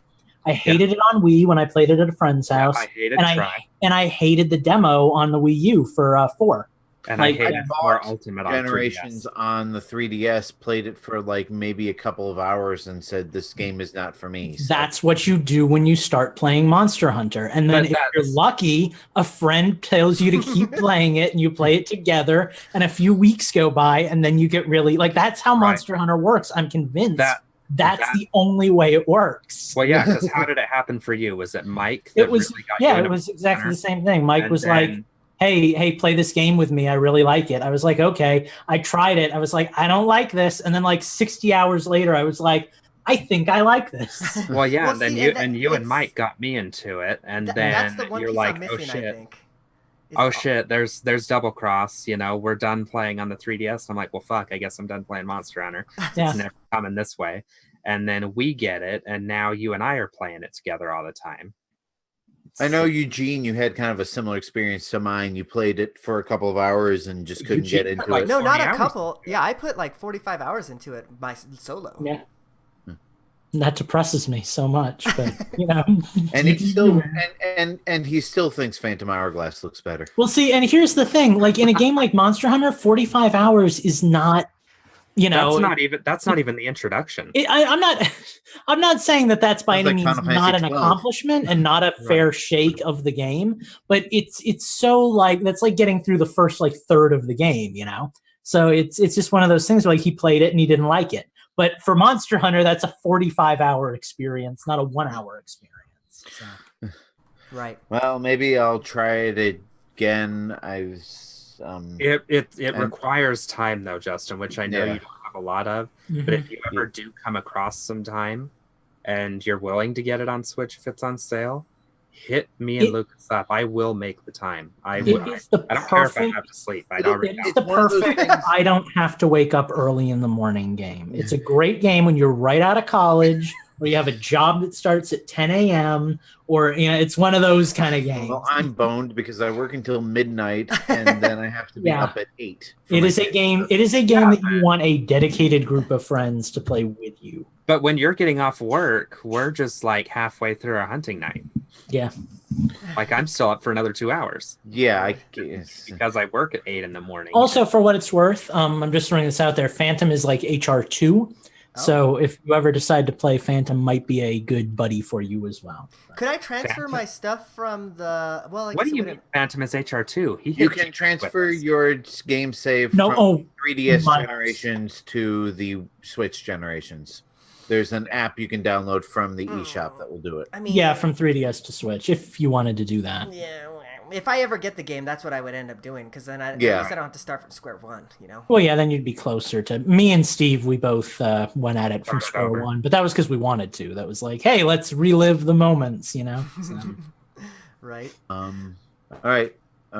Who's next? Lucas, you were already talking. Do you want to do your game of the year I'm next? gonna steal it. So my game of the year, and my most stylish game, and my game with the best soundtrack, and my category that I was gonna bring in, which is best RPG, the game with the best story I've played this year, and everything else I can Jeez. think of is not a Nintendo game.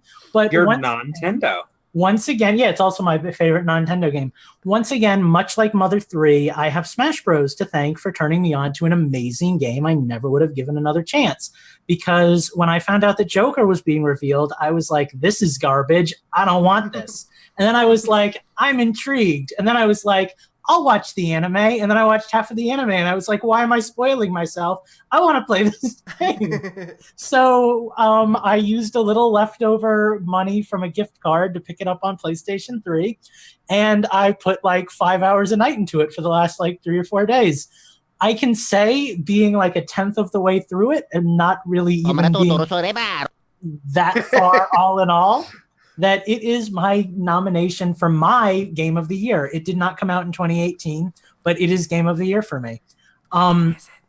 It is an amazing game. The story is fantastic. The thing that amazes me the most is that I have played other Persona games and I have played other Shin Megami Tensei games, and I don't like them at all. And I put like 1 or 2 hours into it, but this one just hooks me. The character development is amazingly good. But The which story- Persona specifically is this one? This is Persona 5, Okay, which is 5. the one that has Joker in it, who is going to be DLC in Smash Bros. But it's And I'm just, going to get him despite having no idea who he is because I already bought the Fighter's Pass. and I'm going to main him because I love him and I love everything about this game. It never bores me. Like everything about it is just on like a perfect level. The combat is incredibly fluid and incredibly like it allows you to do so many different things. And there's a monster catching element to it, which is not unlike Shin Megami Tensei, but that's like my weakness in RPGs anyway. It is the first time in years and years and years that I've played an RPG with a main character who is more or less not me. Not somebody I get to make and create from the start and just, I'm forced to play as someone else. And I love it to death. Like I've never played a RPG that's not totally customizable that I like this much. So like everything, like I've been listening to the music nonstop. It's a great game and I love it so freaking much. So that is my game of the year. It is my everything else that I could nominate it for. I'm very much looking forward to Smash Bros. And when it inevitably comes out To on Switch. the Switch, are you going to play it again? I will repurchase it and I will play it totally again. Because like the thing is right now, one of the mechanics in the game that's really interesting is you don't always do the RPG thing. You're also like a high schooler in Japan. So you spend your time, you only have so much time each day as the calendar ticks closer to the 6-month cutoff where the story kind of started. And as you're playing through the game, you're making connections with other other characters. you're boosting certain skills. So you might choose to go to the library and study, or you might choose to work out at the gym, or you might choose to. So you're kind of like building up your character as you go for specific events. And, depending on the level of connection that you have to other players, you get more options and things available. But because I'm playing it on the PlayStation right now, where I only really have time to sit down and play it at night after I'm like done with my entire day, it's like when I'm waiting to do something date specific, I actually have to say like, okay, tomorrow I will go and, finish that mission that I've been working on for the last 3 days. Right. If I have it on Switch, it just becomes a binge game, which is going to be cool, but I almost like that I'm forced to segment it right now. It's just a really fun game. So. You made me just so mad right now because I did not realize that game was a dual release on PlayStation 4 and PlayStation 3. That's the only reason I haven't gotten it. And I have a PlayStation 3. I didn't. I did it on a whim because I don't have a PlayStation 4 either. Yeah. And I looked it up and I was like, "Is it on PS3?" And I'm like, "Oh, look at that! It is. I can buy it, and it's $30." So I'm gonna have to get that game because that's something tuned. that I've been wanting to play for a long time. Really good game. Stay tuned though, because there's rumors. There's going to be some sort of announcement, I believe, in February about Persona 5R, I think it's called. They haven't confirmed it yet for Switch, but there is the possibility. They usually do a. There's not really like a definitive edition usually with the games. There's just different versions that add extra stuff and like Persona 4 Golden, I think. Yeah. But yeah, and then so there was a portable, I think, that also had like extra content. So there is a chance because if the PlayStation 3 can run it, there's no reason that it can't come to Switch. No, let me tell you, there's like a 99% chance we're getting it on Switch because it's bizarre to think that we would be getting Joker from Persona and nobody who owns Nintendo systems exclusively has ever heard of him. Like, it's gotta be. I mean, to be fair, there have been Persona games on Nintendo systems, just like there have been Final Fantasy games on Nintendo systems, but there's never been Final Fantasy, and yet Final Fantasy 7, and yet we have Cloud in Smash. So we are getting Final Fantasy 7 on the okay, but we weren't getting Final Fantasy 7 on anything back when Cloud was released. I understand your logic, but I also feel like there's the whole Cloud is a really influential character with a huge history, whereas Joker is basically just the flagship character of this new game. Like, well, all I'm saying is it could just be one of those things where cash in on popularity. And it's a third-party studio doing it. Like Nintendo approached them and say, "Hey, we'd like you to include a character from your roster in Smash Brothers. We'll create the fighter, you choose the character." And they said, "Well, this is our most popular character, whether it's on a Nintendo system or not. So this is who we'll give you permission for." That's kind of what Cloud felt like. I can see it, but I just don't feel it. Because again, I would have rather had like Cecil or like Terra, but Cloud is just the like Final Fantasy character. Like Final Fantasy 7 was the biggest game in the series, and like it or not, I don't like Breath of the Wild, but Final Fantasy 7 was the star of its genre, of its games. I mean, I like Final Fantasy 7. I definitely don't. I don't think it's the best Final Fantasy game ever, nor that. I think we're Cloud getting a little bit off track here because Eugene, what is your game of the year? And I'm going to talk about what is my game of the year is this year. And you said this was going to piss us all off. So. It's not really going to. Do you want to save it for last? It's probably not going to make you that mad. If you paid attention to me this year, you probably know what's coming. Dead Cells for sure. Game of the year for me. It hit me in all the right feels. It did everything for me in a game that a game needs to do. It had a collecting aspect. It was challenging. It was a good-looking game. It just hit all the right notes for me. It had pretty good music too for what it was worth. So yeah, Dead Cells for sure was my game of the year. I can't recommend that enough. I know Steve played it a little bit, but didn't quite get into it. Yeah, it wasn't quite a me game, but that's not to say it's a bad game. Right. And that soundtrack was amazing. Yeah, it's got a great soundtrack for sure. Two things, I really wanted to try it, but two things turned me off from it. Number one, difficult. So, which means it would have been a lot of, time sucking. And number two, Metroidvania, which I've expressed in our personal chat. It's not really a Metroidvania. Okay. Well, I'm kind of tired of every platformer, like, taking the Metroidvania route. Like, I just want some indie besides Yacht Club to make a platformer game that is a straight platformer. I So mean, that's kind of what Dead Cells is, honestly. Like you have a set path that you can go on, kind of like Star Fox, right? So like you can take a branching path this way, or you can take a branching path this way, or you can go like on the main path and just kind of go through it like the game would want you to go through. But like if you want to, you can find the secret exits and all that fun stuff.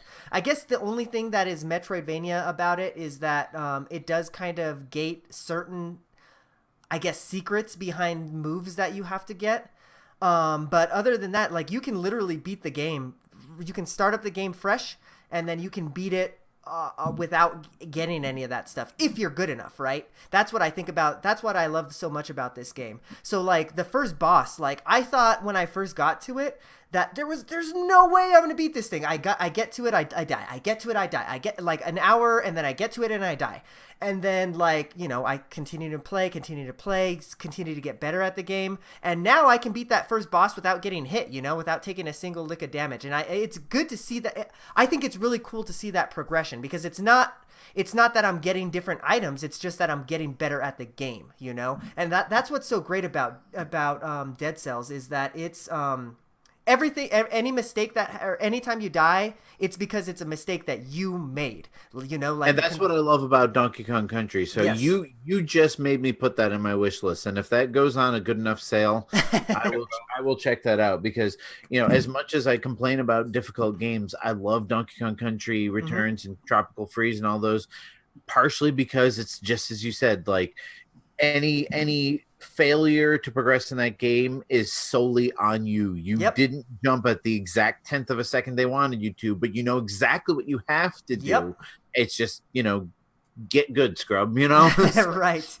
The only knock I would say about this game, I would think, is that in my opinion, I love the levels, I love everything about them.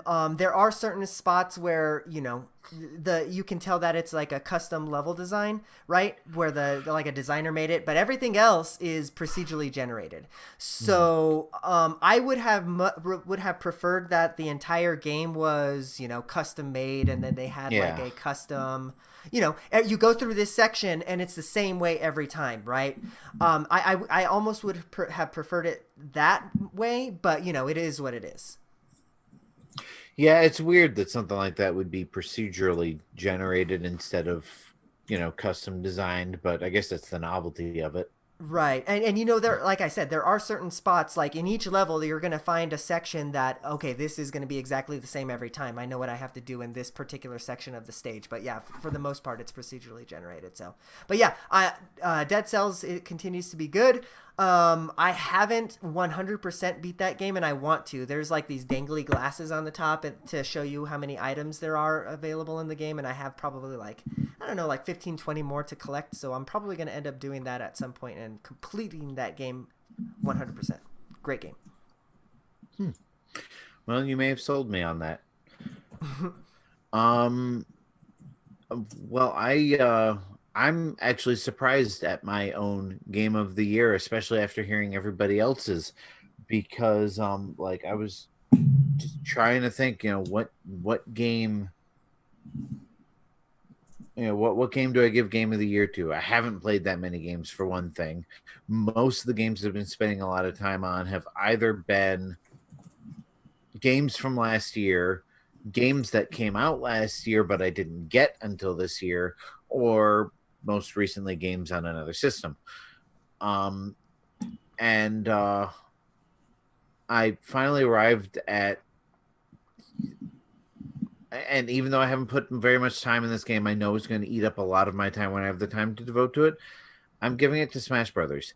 Smash Brothers has been kind of a mainstay in my life. I had to have the original when it came on N64. I loved that game, and even though my friends didn't like playing it nearly as much as GoldenEye, I still made them play it, at least for some amount of time whenever they came over and we had our gaming nights. And then Melee came out and just like broke the mold, and we all collectively put so many hours into Melee.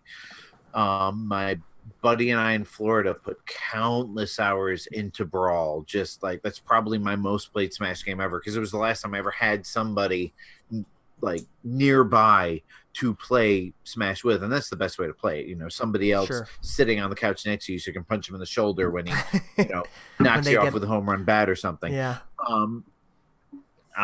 And Smash for Wii U and 3DS like had everything I could ever want, but I didn't get to play it very much, except for with Snazzy One, and I would occasionally get on with one of our high school buddies and play online, and that was some of the best multiplayer time I ever had on the Wii U. The Switch version I haven't put as much time into, but I'm loving every minute of it. Like, playing it alone is a joy. Classic mode is a blast. I haven't even touched World of Light, but I've heard so many great things about it.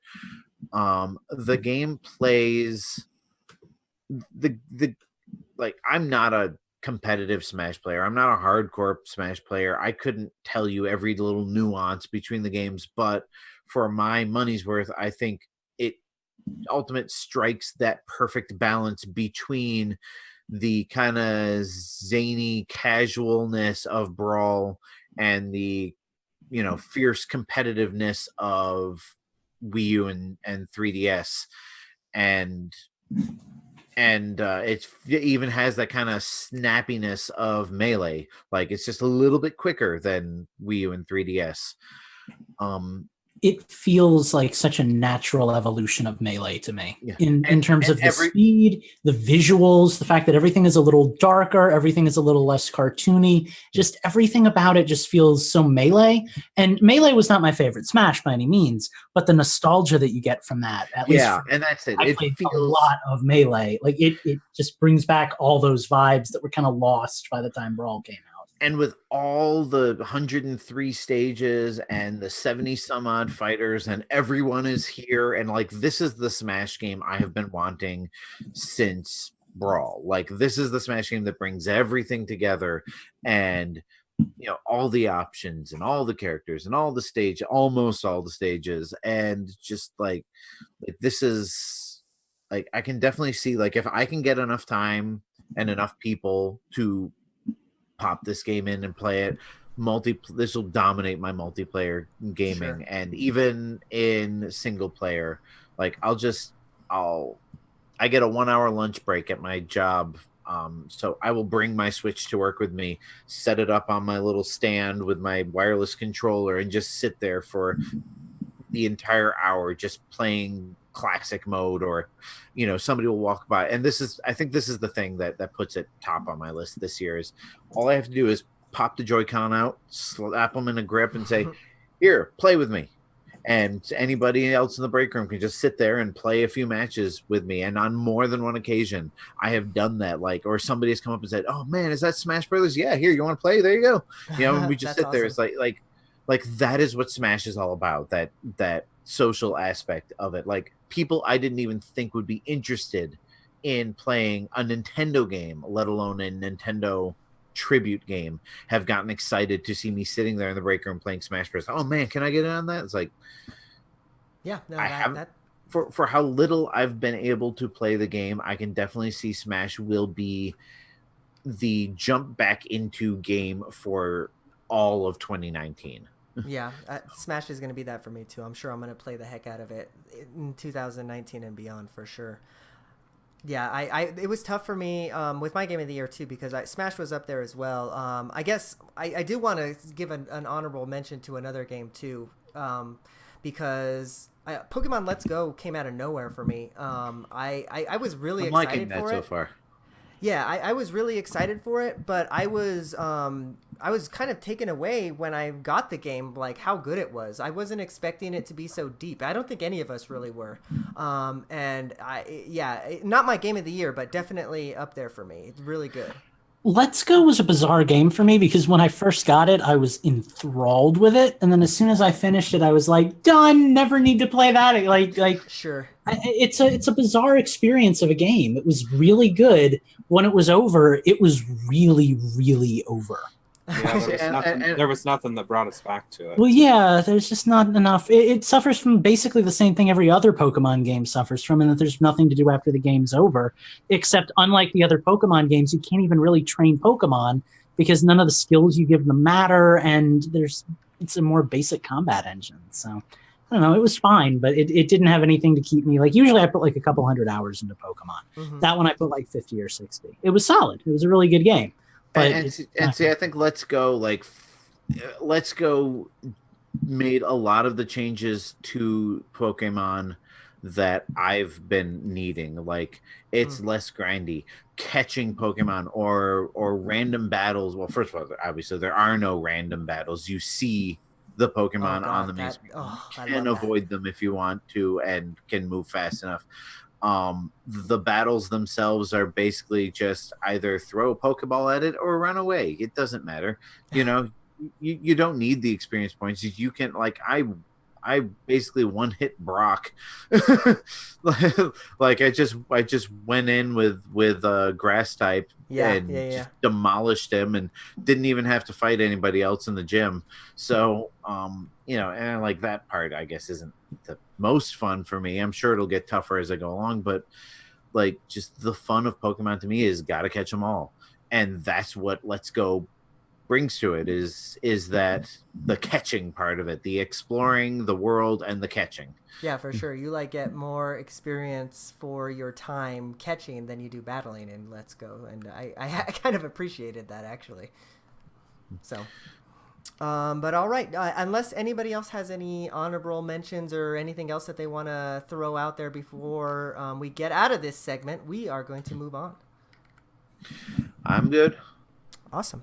Well, we'll be right back, and we'll talk about the games. God, I'm going to have to edit this part out. We're going to be talking about the question block. I'm going to go grab some tea because my throat is killing me. Luckily, we only have the one question this week, and that's pretty much it for the show after that, too. Oh, hi, Luigi. Damn. Pissed at us all night. That's only the second time I've heard him tonight. I set a timer for the hour, and then we were like 30 seconds, and we hadn't even talked about Game of the Year, so I set another timer for 10 minutes, and then that's when the first timer went off. Boy, we can really vamp about video games for 2.5 hours.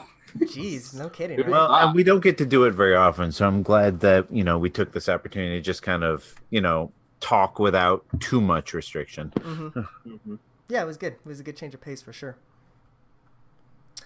Well, while we're waiting for Justin, let me make a note here. Break. Let me level out my audio for the next segment. We don't need to change the system one. We need the question block one. Do you know how many holes are in a straw? Because we've had this question on the show before. You can ask similar questions to that at patreon.com/Infendo Radio for just $3. You all right, sound-wise? Yep. Sounded good. It's weird hearing me talk. I'm like, wait, that's me, but... Do what I did and try to, like, mouth. Oh, God, I couldn't do that. I'll try, but... Or I could try. What do you guys think of those, by the way? I think it's going to add a little bit to it. I think it's going to just make it so then we don't have to be... Well, I just like that we're not going to have to plug every, 5 minutes anymore. We can just get it out of the way. For sure. Faux show. The only one that is going to have to be... I think we should record our end of the show plugs, too. Steve, where can we find you at? Except for then we miss our weekly jokes that sometimes we do and sometimes we don't. You don't have to be lonely. Oh, God. Hey, speaking of which, are we doing outtakes soon? Or have that is a Justin question, but we should be. Yeah, I've been missing those. I've needed to laugh. You said almost crying. I've been missing those. I needed to laugh. I'm so excited. After Monday, I'm done. Don't remember how to laugh. No more of that holiday garbage after Monday. Like, this is the last week of my hell. Hell. Holiday hell. HH. Well, it hasn't been too bad this week. I've only taken, so far, 1 call this morning and 2 this evening, and that's been it.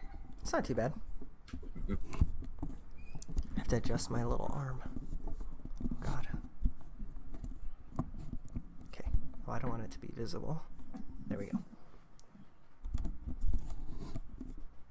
Well, Lucas's mic in the lower left-hand corner of his screen, it sets his name apart nicely from the rest of his screen. It's positioned perfectly. The Yeti. Lucas, are we ever gonna get our microphones? We're never gonna. We just lost money on that deal. We're never going to get them. Some shady company in China just. Like we're gonna 2025 is gonna roll around and we're gonna get a microphone shipment. I'm waiting for like November of next year when my parents are like, you got a package from Hong Shuang Incorporated or whatever. When was the last time you've been on their website? I went right before Christmas and people were. I always have to look at the people comments. Are always. I know. I love it. People are always pissed. Boy, we're just throwing shade at everyone today, aren't we? Well, you know, when you don't deliver on a promise, like you're allowed to be shaded a little bit. So, it's true. Well, and they've already started selling the other one. Mm-hmm. Like they started selling the zeros before they shipped them to the backers, and the ones that me and Eugene bought have not even been shipped yet. They keep saying we're almost ready. And they're like, oh, we discovered another technical error. It's going to be 5 more months. Shit. What is this? I wish they would say 5 months so at least I could prepare myself. Yeah. Okay, I'm going on their page now while we get back into it. Thrawn Max is the name of the company. So if you want to send some kind words, Thrawn Max? Thrawn Max. Oh, Thrawn. Okay. Like Tron with a TH. Yeah, it's that microphone we kickstarted or Indiegogo'd or whatever. Their last update was December 4th, which is still the popping sounds thing. Let's see what the comments are saying. So I'm going to bring us back in. There was only one question block question, so I'll just read it. And then we'll get out of here for tonight. So let me start the music. But first, let me find the question block question. Load, Patreon, load. That would be an awful time for us not to be able to get to Patreon. Right? Well, I actually sort of remember what it was. Okay, good. It's opening. So I could, if I had to. All right. Let me right here. Question block. All right, I'm going to mute myself and we'll get started.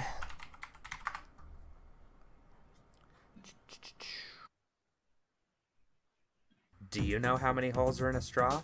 Because we've had this question on the show before. You can ask similar questions out at patreon.com/InfendoRadio for just $3. All right, we're back. It's question block time, kids. We actually only have the one question tonight, but I like it. I really like it. This one comes to us from one Malik Emeris, and he asks, marry, murder, make love. Nintendo women. Have fun. So wait, Nintendo or like our co-hosts? Because I could do either. Okay. All right. Let's start with co-host first. Who you bunking? Well, I've always wanted to see what a night with Eugene feels like. And I think I'm going to marry Justin just to see how much of his life I could make a living hell. And I'm going to murder Steve because he looks like he wants to be dead already. So You're not wrong. I feel like it too. So, marry, murder, and what was the third one? Make love. Okay. So we're talking. Are we talking? Wait, are we doing the actual question, or are we? No, we're doing ours first. Okay. So I'm marrying Lucas, so I have someone to play Monster Hunter. You know you are. I'm murdering Justin because he tore me apart over Donkey Kong. Damn, why am I always the booty call? And Eugene is my booty call because I've never been with someone of his race. Jesus. Fair. I mean, fair. All right, Justin, you're up. I don't know if I want to play this game. Well, I know who you want to murder now after his answer. I'll be honest, I wasn't even listening to you guys because I was trying to figure out how I would answer this. I can't. Yeah, all right, I'm gonna take a cop-out answer. I can't murder any of you. You guys love me more than you should, and I just can't. Can't bring yourself to that. I can't. Okay, so who are I you can't gonna bring marry myself him? to say anything mean about any of you guys because I love you all. So, So what about the other two then? Who are you gonna marry and who are you gonna make love to? Although I find it odd that we're not making love to the person we're marrying, but that's another story. Well, you gotta have your side co-host, for when things get stale. all right. Well, I guess I'll probably marry Steve. Number Seems like a number good one fit. because Eugene's like, number one because he seems to have a lot of characteristics of my own soon-to-be wife. So probably wouldn't be all that different. And number two because I think he makes the most money. I mean, that's not a wrong answer. Well, let's rephrase that. I make the most money for doing the least amount of work.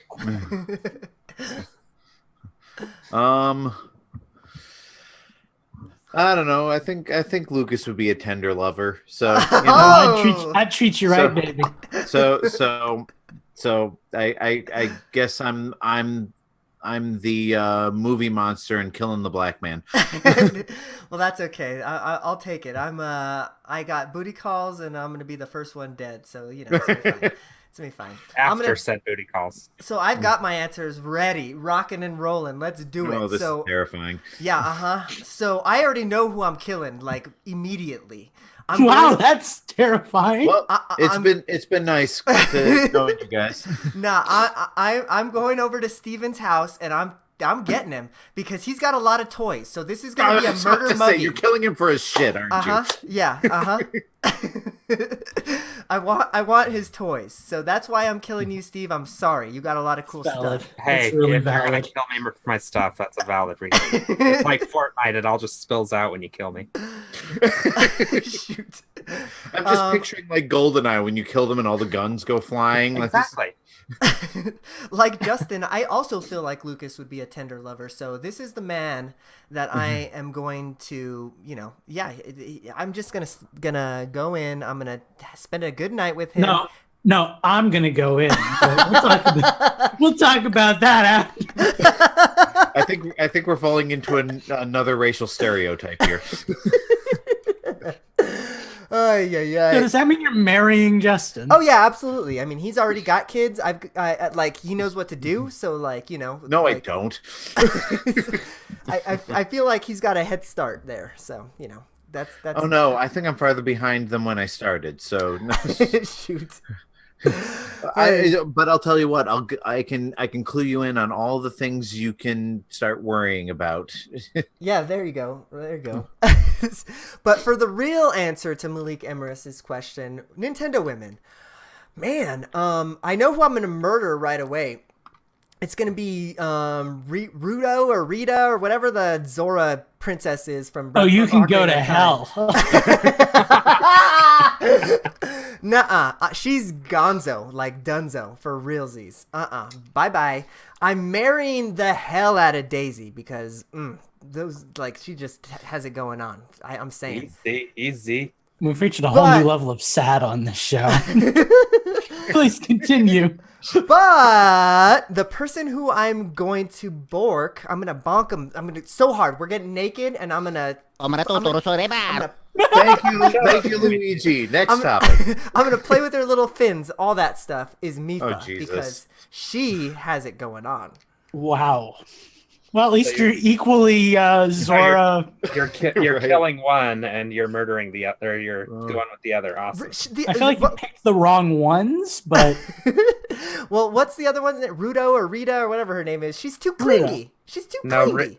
Rita's the witch from the Power Rangers. She's perfect. Okay, so just because you said that right off the bat, I'm making the bang Ruto because I feel bad that you would even think to murder her. I haven't put enough thought into this from like a weeby perspective to really. I don't usually do the waifu thing. I find it a little weird. I liked Paya in Breath of the Wild, so I would marry Paya, and I get to kill a female video game character. Come back to me on that. I really want to put some thought into this one. This is the one I'm excited for. Yeah, that's the one I'm having trouble with. I think I want to kill. I think I want to kill Crystal from Star Fox, but give me some time. Okay. Give me some time, because she really borked up my favorite series. But come back to me. I'll have something good at the end. I promise. Are we doing strictly Nintendo characters here? Yes. All right, good. That actually makes it easier. Steve, did you have answers ready? Because I'm still thinking about mine. Yeah, I'll go. Daisy's gone. I fucking hate that. Right. I feel like we're all just piggybacking off of Eugene. No, the last good. No, that Mario was the Party. last version of this game. The last good Mario Party that I played, she was so freaking obnoxious and holy shit. Like the voice acting for her is just awful. That's more Yeah, Toad. That was, who was that? She sounds a lot I've like got Toad, so do with that as you will. I've got mine. Bayonetta seems like she'd be fun. So, Bork and and definitely marrying, and this is going to be the unpopular opinion, Breath of the Wild Zelda. She's smart. She knows what she's doing. Spent 100 years in a coma. That gives you some life lessons. She wasn't in a coma though. Like she was in a physical coma. Yeah. I would say she seems to have been lucid through that whole century. So that's got to be all terrifying. Kind of. That's gonna take some real condolences after the adventures. Although, is Marin the girl from Link's Awakening, Justin? Ooh. Yes. Why would you ask him and not me? She is a very close second to Breath of the Wild. Y'all keep throwing more characters at me that I never thought of. Honorable mention for Marin. Plus, she's awesome in Hyrule Warriors. I'm a Daisy fan, honestly. Yeah. She's a little tomboyish, but also a little princessy, and she isn't all up and in your face like Peach is with her, pink and all that. Yeah, so I can marry Daisy. I can deal with her. Like pink in your face. Oh my God, guys! Can we keep it R-rated? Jesus Christ. I'm ignoring Steve for the moment and saying, and I hate to say this because it sounds so cliche, but gonna do Samus. I forgot about that one. She probably won't feel the same way about it though, because let's face it, the pretty popular girls have never had any interest in me. So it's got really sad. So yeah, that's so so yeah, that'll probably be an unrequited. It's going to be a lot of one-sided. You realize this is a fantasy game where you get to make up your own rules. Yes, well, even my fantasies have a harsh dose of reality. Speaking of harsh doses of reality, goodbye, Toadette. Most useless character ever. I can get behind that. I mean, now that's the different answer, Eugene. It's just all the annoying things that Toad does with all the annoying things that Peach does combined into one character, and no, goodbye.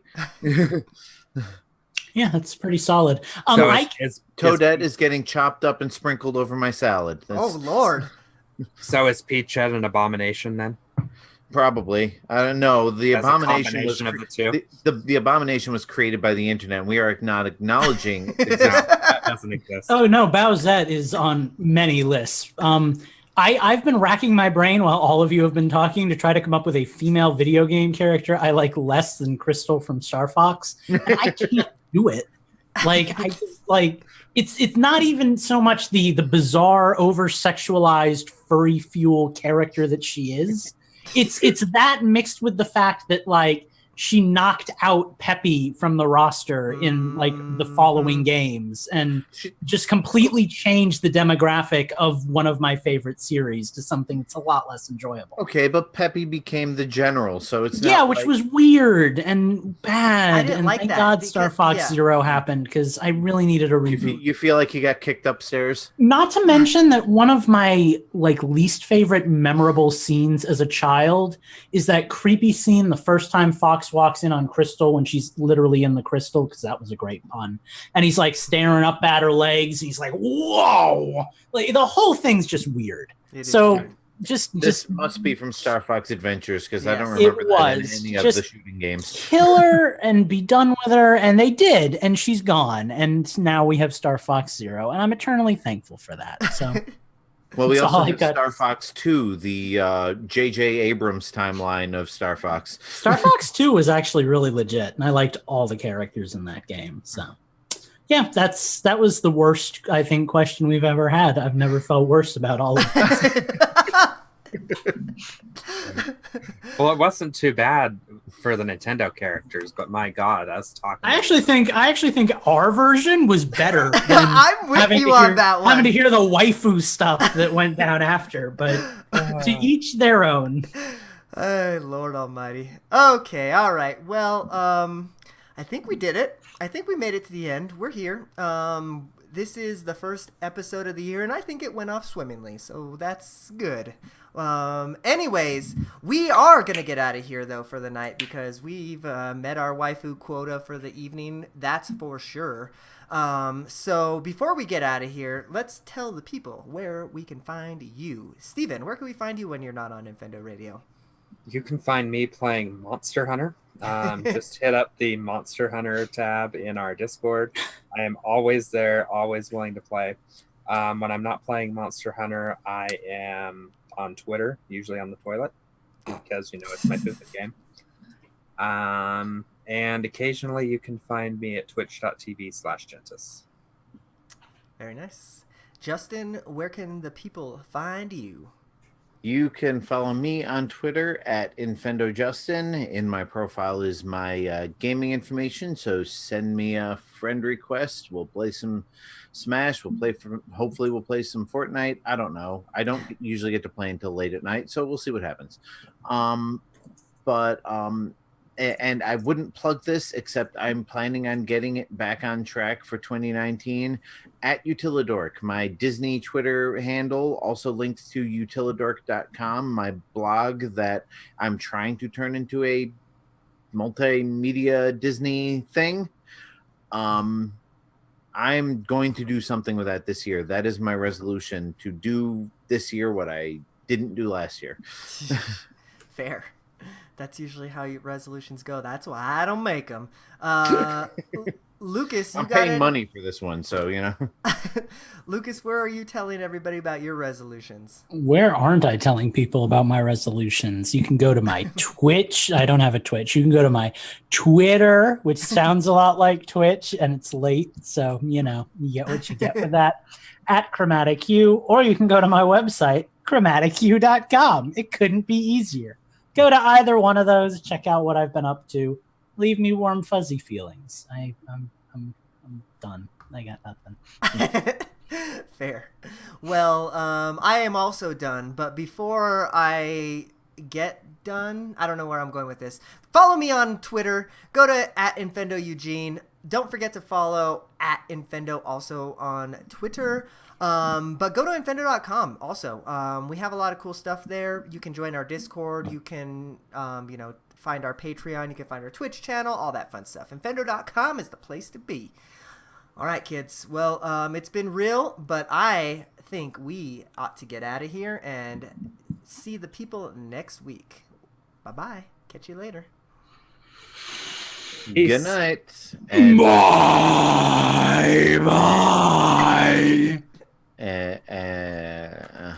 and happy 2019. I got it. Yeah. Good night. Hey, all right. Say goodbye to the Twitch stream. We're gonna close it up. See you Goodbye later. to the stream. Twitch stream. We're going to Peace close out. it up. See you later. Peace out. Catch you later. See you next week. Catch you later. Cheech. Do you have to keep doing what I do until I close the Twitch stream?